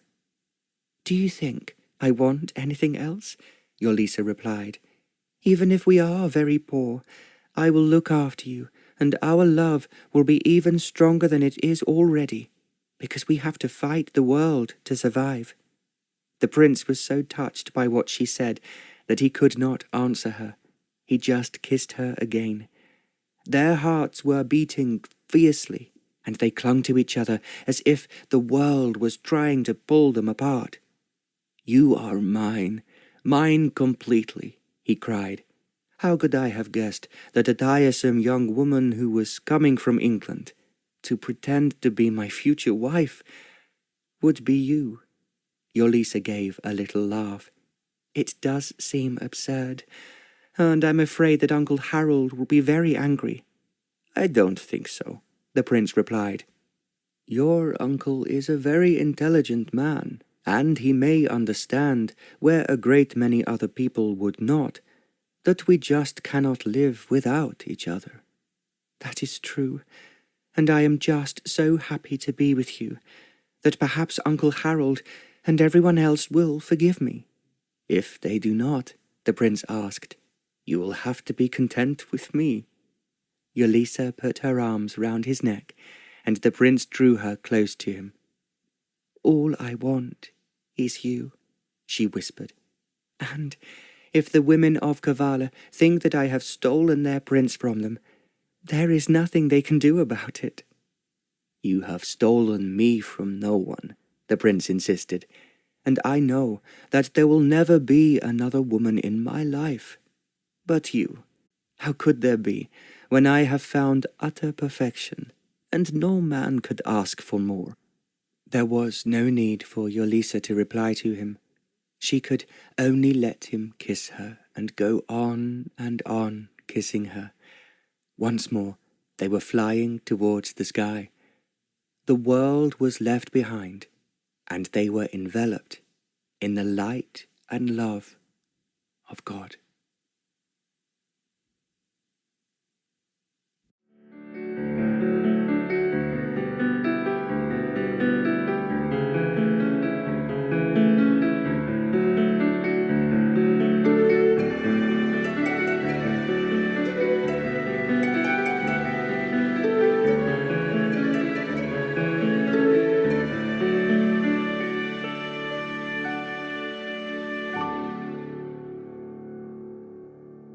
Chapter 7. Yolisa felt that she was in a dream heaven. She woke up in the morning because the prince was kissing her. Later she found herself swimming beside him in the pool that was just a little way from the house. It all seemed unreal and incredibly wonderful. The pool was a surprise. When the prince had told Yolisa that was where they would go after breakfast, she exclaimed, "But I have nothing to wear." He smiled, and she asked, You don't mean—" "No one will see you, my darling, but me," he answered. "And as you look just like Aphrodite, clothes, I can assure you, are unimportant." She thought that it was rather unfair. He had bathing clothes, which he had left with Father Stavros. However, they walked from the house to the pool with Yolisa wearing his dark robe, and the prince had only a towel wrapped around his waist. He was, indeed, quite right in saying that no one would see them. There were only rabbits that ran ahead of them, and the squirrels chattering in the trees. Fish jumped out of their way as they plunged into the pool. The water was cool and clear, and Yolisa felt that it was a fairy pool especially made for them. Afterwards, they lay on the soft grass. Although there was so much that they had to say to each other, it was easier to make love. When they went back to the house, luncheon was laid for them in the sitting room. Yolisa had learned that Father Stavros was looked after by 2 pupils who were in his charge at the moment. One of them was the son of an aristocratic Greek, and the other was the son of a doctor who worked in the mountains at the far end of Kavalla. They were both boys of 15 and very intelligent, and they had already decided that they would eventually enter the priesthood. However, Father Stavros was wise enough to say that they must not make the final decision for their future until they were very much older. After the prince and Yolisa had finished luncheon, he insisted that they rested in their bedroom. She had no wish to argue with him. She knew that they were both longing to be in that world where there were no troubles, no difficulties, and no problems of any kind. There was just love and love. Every minute she loved the prince more. Later that evening they went to the little church, and the prince knew that Father Stavros would be having his evening service. "He may be alone, or there may be someone there," he said. "But anyway, they will not interfere with us, nor will they let anyone in the city know where I am." He spoke reassuringly. At the same time, Yolisa felt a little nervous. It was a relief when they entered the church to find that only the 2 students were kneeling beside Father Stavros at the altar. There was no one else at all in the church, except the little creatures from the forest. They were peeping in through the windows or sitting on the wooden beams. When the service was over, the 2 students withdrew, and the prince then took Yolisa by the hand and drew her up to Father Stavros. "You are happy, my children?" he asked them. "Happier than we could ever put into words," the prince replied. "God has blessed us, and we have found the love which he gives to those who believe in him." "That is just what I want you to feel, my son," Father Stavros replied. They knelt before him, and he blessed them both again. They then left him to his prayers, and went back to the little house. It was the next morning before Yolisa began to wonder what was happening in the city. Were the Russians searching for the prince? "Should we try to find out what is going on?" she asked him a little nervously. "I expect we shall know soon enough," he answered, "but for the moment I have no feeling of danger." "Nor have I," Yolisa agreed with him. "At the same time, my wonderful husband, I just cannot help being afraid for you." She moved closer to him as she spoke, and he put his arms around her. "Whatever happens, now or in the future," he said, "we are together, and nothing else is of any consequence." He spoke very positively, and he then refused to talk any more about the difficulties that lay ahead.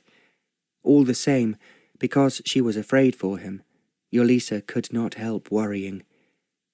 It was nearly time for luncheon when they came back from the pool. They had just finished dressing when the front door of the house opened. To Yolisa's astonishment, Lord Langford walked in. "Uncle Harold!" she exclaimed. The prince, who was pouring out a glass of wine, turned round. "I thought, my lord, that you would find us sooner or later," he said. I knew this is where you would be, Lord Langford said, before Ajax told me. He kissed Yolisa on the cheek and said, "If you have a glass of wine for me, I would appreciate it. It was very hot riding here through the woods and not being certain if I was going in the right direction." "You came alone?" the prince asked him. "I thought it wiser at the moment," Lord Langford said, sitting down in one of the comfortable armchairs. "What has happened? Please tell us what has happened," Yolisa asked breathlessly. Lord Langford drank a little more wine from his glass before he replied, "It was very wise and exceedingly clever of you, your Royal Highness, to escape as you did. I gather from Ajax that it was only a matter of a few minutes before you saw the Russians entering the palace." "I knew I was in danger," the prince said quietly, "and Yolisa was aware of it at the same time. If she had not come to me and I had been obliged to arouse her as I expected to do, it would have been too late." "That is what I understood," Lord Langford said. "I can only thank God that what Yolisa calls her third eye saved you both." "We both saw the Russians going into the palace when someone inside opened the front door for them," Yolisa said, and then added in a low voice to the prince so that her uncle could not hear her, "We were literally just 1 minute to love." She smiled at her uncle, and then asked him, "What happened after that?" "I understand that your Royal Highness told Ajax to raise the guard immediately. They rushed in to find the Russians in your private apartments and killed them all." Yolisa made a sound of horror, but did not interrupt. "It was then," Lord Langford went on, "that the troops on guard in the palace took matters into their own hands." "What happened?" the prince asked. "They went down into the city to rouse the rest of the army and to tell the people what had happened," Lord Langford said, and then he paused. Neither the prince nor Yolisa spoke. They just listened intently with their eyes fixed on him. "I don't think," he continued, "that until that moment the people of Kavalla realized how much they loved you or how important it was for them that you should be their ruler and not the Russians." "So what did they do?" the prince inquired. "They took it upon themselves, with of course the help of the army, to slaughter every Russian they could lay their hands on." He stopped for a moment to look at the prince, and then went on. "Those who could ran for their lives. Some may have crossed the border, but the majority were killed in the villages, who rose just as the city had, to destroy an enemy who had tried to deprive them of the prince they loved." "I must go back at once," the prince exclaimed. Lord Langford shook his head. No, that would be a mistake, your Royal Highness." "Why?" the prince asked. "If they are fighting for me, I must be with them and take command." "At the moment there is far too much turmoil," Lord Langford replied. "You might easily be hit by a stray bullet or encounter a Russian who has not yet been discovered." There was silence. Then the prince asked, "What do you think I should do, my lord?" "Stay here until I am able to inform you that you can return triumphantly and rule your country without interference, at any rate for a short time." He smiled before he added, "At least until Her Majesty Queen Victoria supplies you with the protection of the Union Jack in the shape of an English royal bride." There was further silence as he finished speaking. Then Yolisa said in a small, rather frightened voice, "We have something to tell you, Uncle Harold." "What is that?" Lord Langford replied, putting out his hand towards her. Yolisa slipped her hand into his. At the same time she looked at the prince. Somehow the words which she knew that she had to say would not come to her lips. "What we have to tell you," the prince said quietly, "is that Yolisa and I were married by Father Stavros as soon as we arrived here. We are very happy, and we hope that you will not be angry at our taking such an important step, but for both of us it was simply inevitable. Lord Langford stared at him. "You were married here in the little church," he said. "Then of course it can be annulled." "That will never happen," the prince said. "I love Yolisa and she loves me. As you have been told, we have a joint awareness which is very different to what is felt by ordinary people. It is completely impossible for either of us to live our lives without the other." Lord Langford took his hand from Yolisa's and put it up to his forehead. I don't know what to say," he said. "I can understand your feelings for each other, and that they are very different from what is felt by ordinary men and women."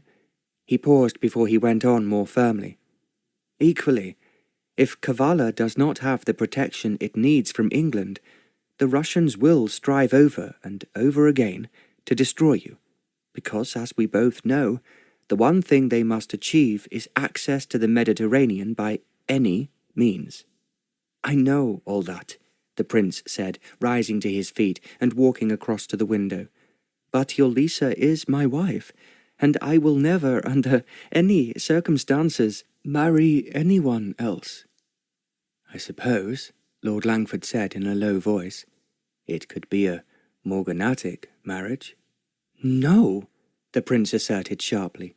"If I return to sit on the throne of Kavalla, Yolisa will sit beside me." He spoke positively, and his voice seemed to ring out in the small room. Yolisa ran towards him and put her hand against his shoulder.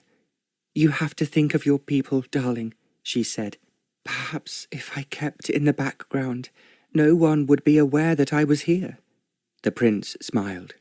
"You are far too lovely," he said, "for people not to notice you, and then find it impossible to forget you." He touched her forehead lovingly with his lips before he went on. "And I want you with me, helping me and inspiring me both day and by night." She looked up at him, and it was impossible for either of them to say any more.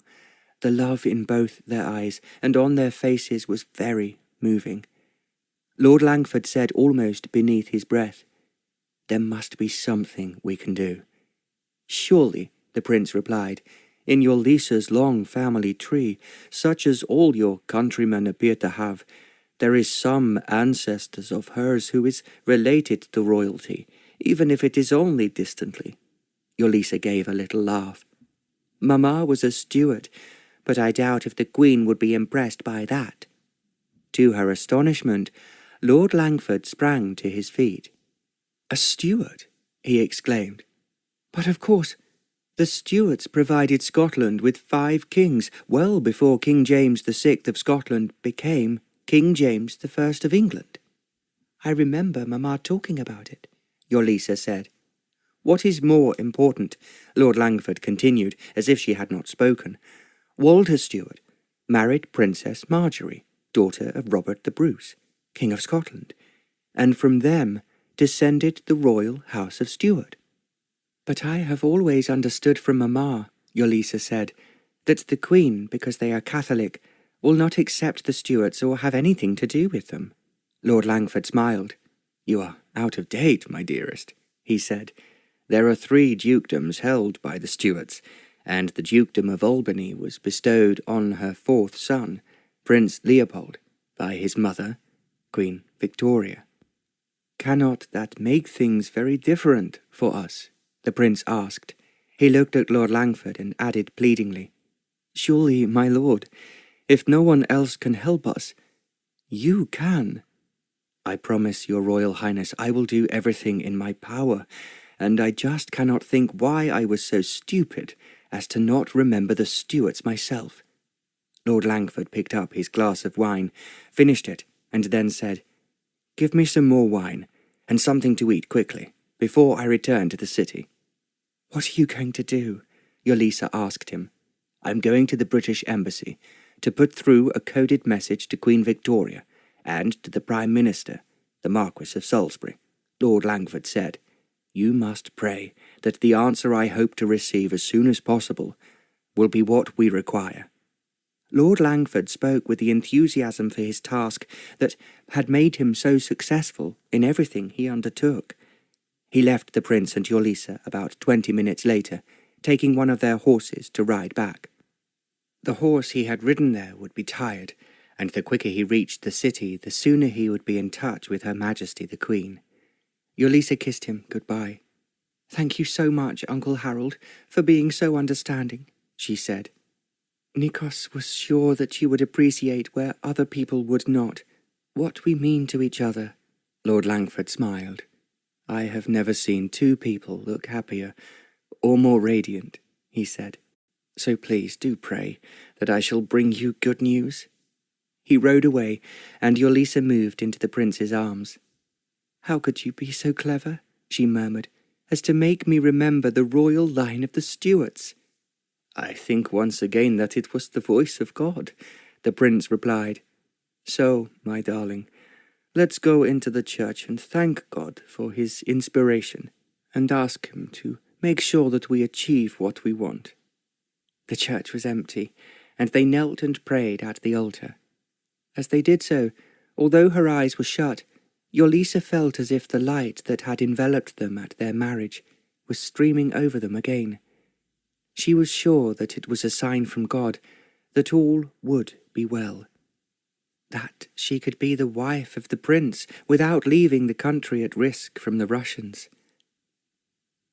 It was growing late the following day, and the sun was sinking lower in the sky.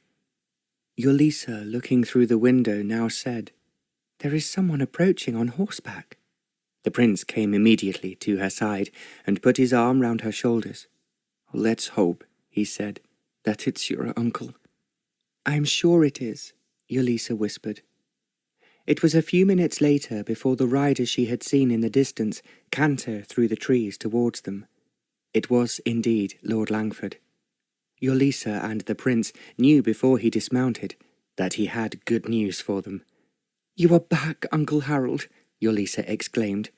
"We did not expect you until tomorrow or even later."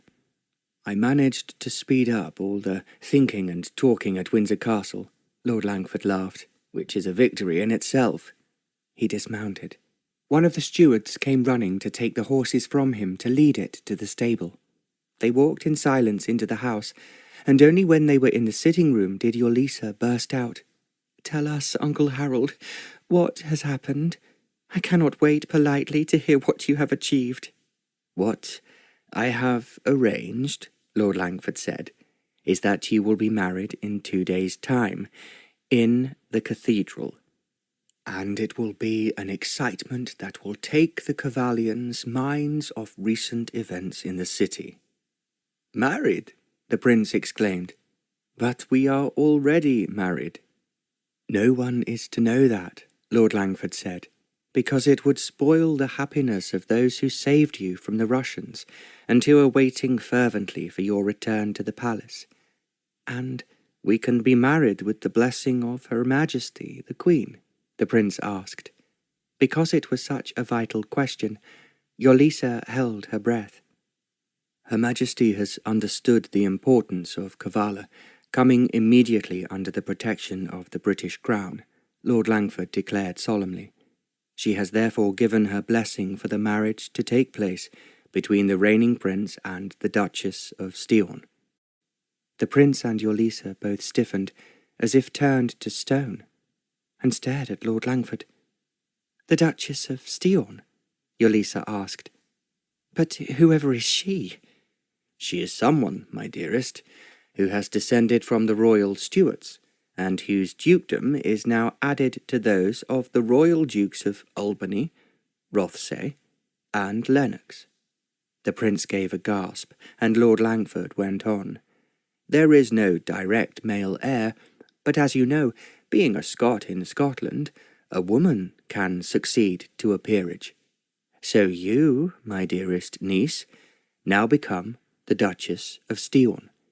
I think, seeing who you are and with your Scottish blood, you should know what the name means in Gaelic." Yolisa stared at him, and then she said, "Gaelic? But of course it means to guide by the stars." Lord Langford gave a little sigh. "Nothing could be more appropriate. Both of you have been guided by the stars, and it is the stars which I know will guide you in the future, and that you will protect Kavalla from ever falling into the hands of the Russians." Yolisa gave a little cry and flung her arms around her uncle.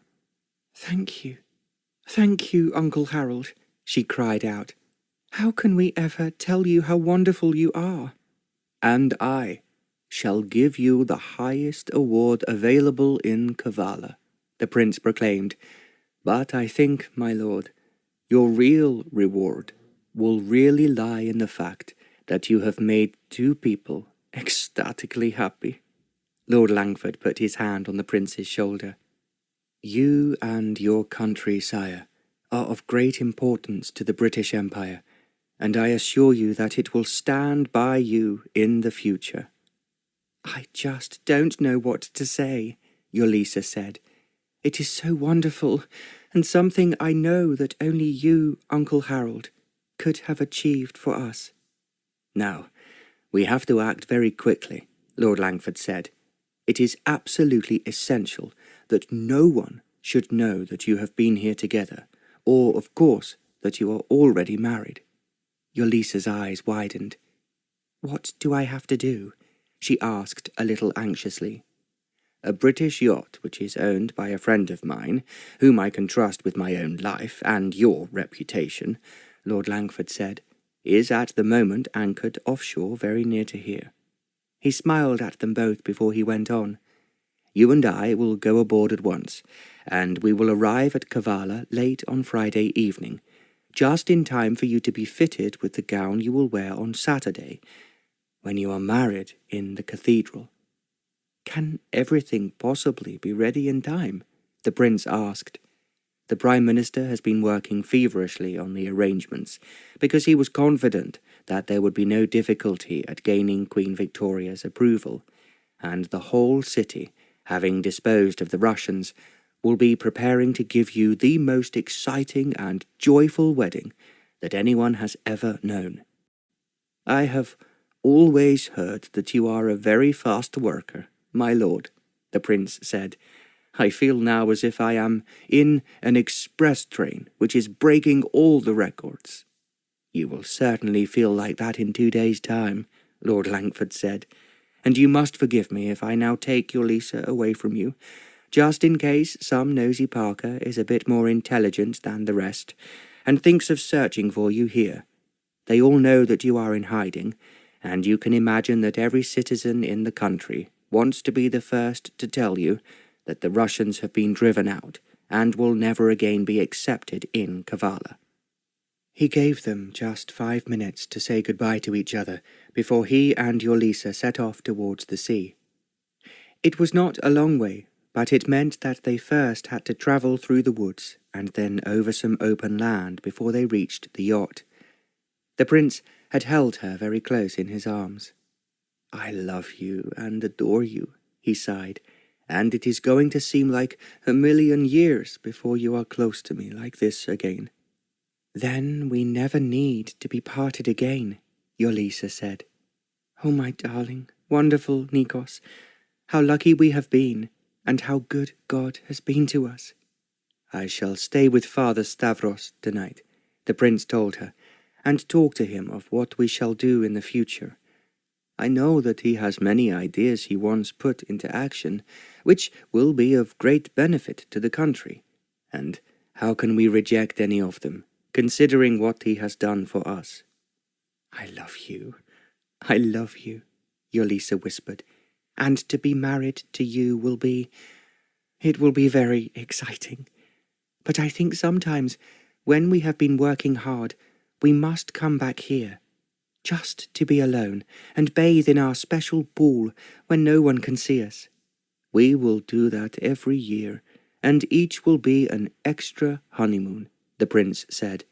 "What is more, I intend to have another honeymoon shortly after our wedding, but I expect we shall have to visit every town in the country first."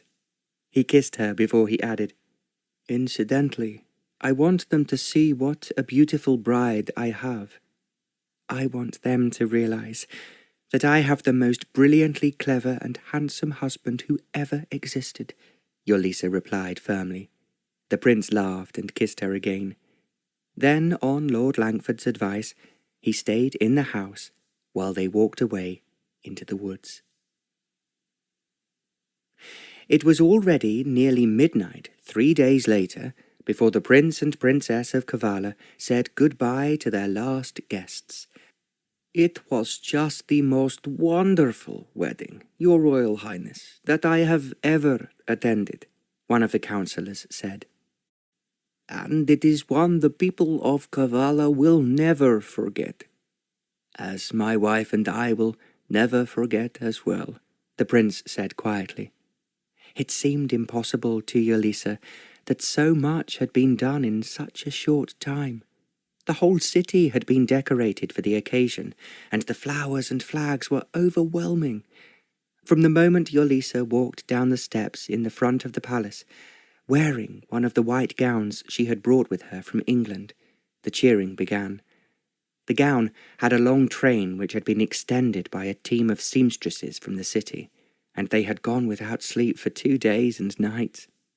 The Prime Minister had really risen to the occasion. He had organised everything which the Prince on his return had approved of as being spectacular and inspiring. The Prince was driven first to the cathedral in a gold coach drawn by white horses. Yolisa, escorted proudly by her uncle Lord Langford, had followed in the glass coach so that everyone in the city could see her. It had been the idea of the Prime Minister's wife that there should be 10 small bridesmaids wearing white dresses to follow Yolisa up the aisle. They carried pink bouquets and wore pink wreaths on their heads. They looked so sweet and so attractive that every mother in the cathedral and in the square who could see them were moved to tears. The marriage service was performed by the Archbishop of Kavalla, assisted by 6 priests. There had been time to notify everyone of consequence in the country who should have a place reserved for them in the cathedral. The crowd of Kavallians waiting outside was immense, and they threw bouquets of flowers for the bride and bridegroom to walk on, and they almost filled the open carriage they travelled in back to the palace. It made everyone forget how many dead Russians had strewn the streets only a few days earlier. There followed a magnificent dinner party held in the vast palace banqueting hall. The crowd outside called for the bride and bridegroom again and again to appear on the steps. The Prime Minister had ordered fireworks which held the children enthralled, and when darkness came, they created flashes of brilliance in the sky, which was already filled with many stars. They were, Yolisa thought, part of the fairy tale which had been hers ever since she had come to Kavalla. Now, as she and Nikos walked upstairs, she thought that no one could be more fortunate than she had been. She could only pray that she would be able to help the people of the country to become as happy as she and the prince were. After a superb dinner and endless speeches, they excused themselves and walked slowly up the stairs. They reached the state bedroom, and Yolisa saw that it had been transformed. There were flowers everywhere, flowers which scented the air and made the whole room a bower of beauty. The heavy dark red curtains over the royal bed had vanished, and in their place were soft blue ones which made her think of the summer sky. The furniture had been changed too. Gilded tables which she had admired in other rooms had been moved in. The heavier furniture, even though it was antique, had been replaced by what was light and beautiful. "How could you have done all this so quickly?" Yolisa asked the prince. He knew what she meant and smiled at her. "Everyone in the palace wanted my bride to feel happy on her wedding night," he said, "but they have no idea that she is clever enough to have had 2. Yolisa laughed and put her finger up to his lips. "Even the walls have ears," she said, "and no one must ever know." "But I know," the prince said, "and I am not going to wait another moment, my precious, to tell you how much I love you, and how much I want you. It has been agony these last 2 days, going to bed without you, and waking to find myself alone. Now, thank God, I don't have to wait any longer." As he was speaking, he came close to Yolisa and was taking off her tiara. It had replaced the crown he had placed on her head during the wedding service. Now he was undoing the glittering white gown she was wearing. As it fell to the ground, he held her against him. Then, picking her up in his arms, he carried her to the large bed. It was where the rulers of Kavalla had slept for many generations. Yolisa had told her lady's maids not to wait up for her, but she had not expected that the prince would so readily take their place. However, because she loved him, she was content to do anything he wished. A few seconds later, he slipped into bed beside her. She turned towards him with a little cry of joy. He had blown out the guttering candles and pulled back the curtains. The moonlight was pouring in and turning the room into a fairyland of silver, and the stars were twinkling overhead in the sky.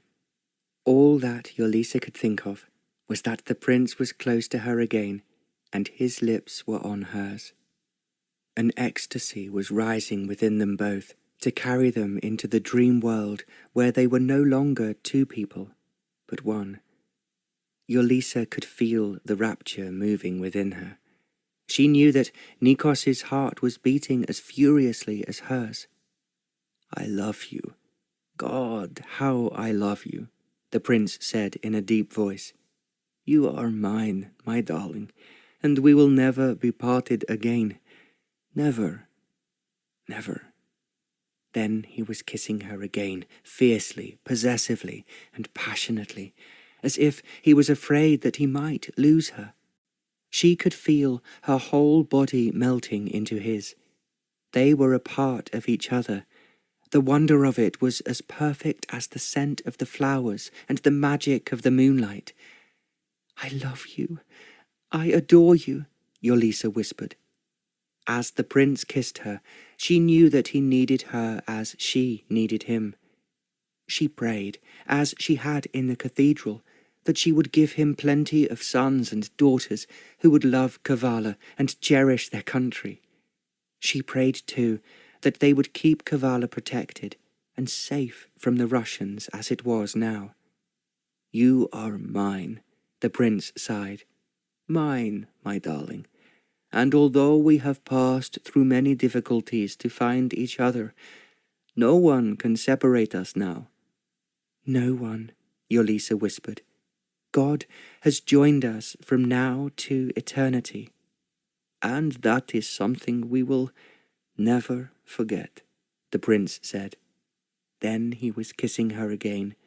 All she could think of was the wonder of him and their sublime love for each other, which would last for eternity and even beyond.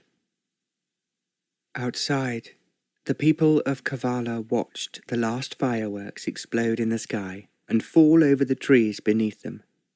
It seemed incredible to them that so much had happened so quickly. They knew that in ridding themselves of the Russians who had menaced them, they had achieved a great victory for their country. It would be of great benefit not only to them and to their children, but to their grandchildren as well. Kavalla was safe. Even the poorest and least important citizen was aware of that. Great Britain, which was certainly the greatest country in the world, had blessed them with a British queen. The Union Jack would fly beside the Kavalla flag on all occasions. Eventually, the last of the merrymakers began to think that it was time to go home, and the children in their mother's arms were already asleep.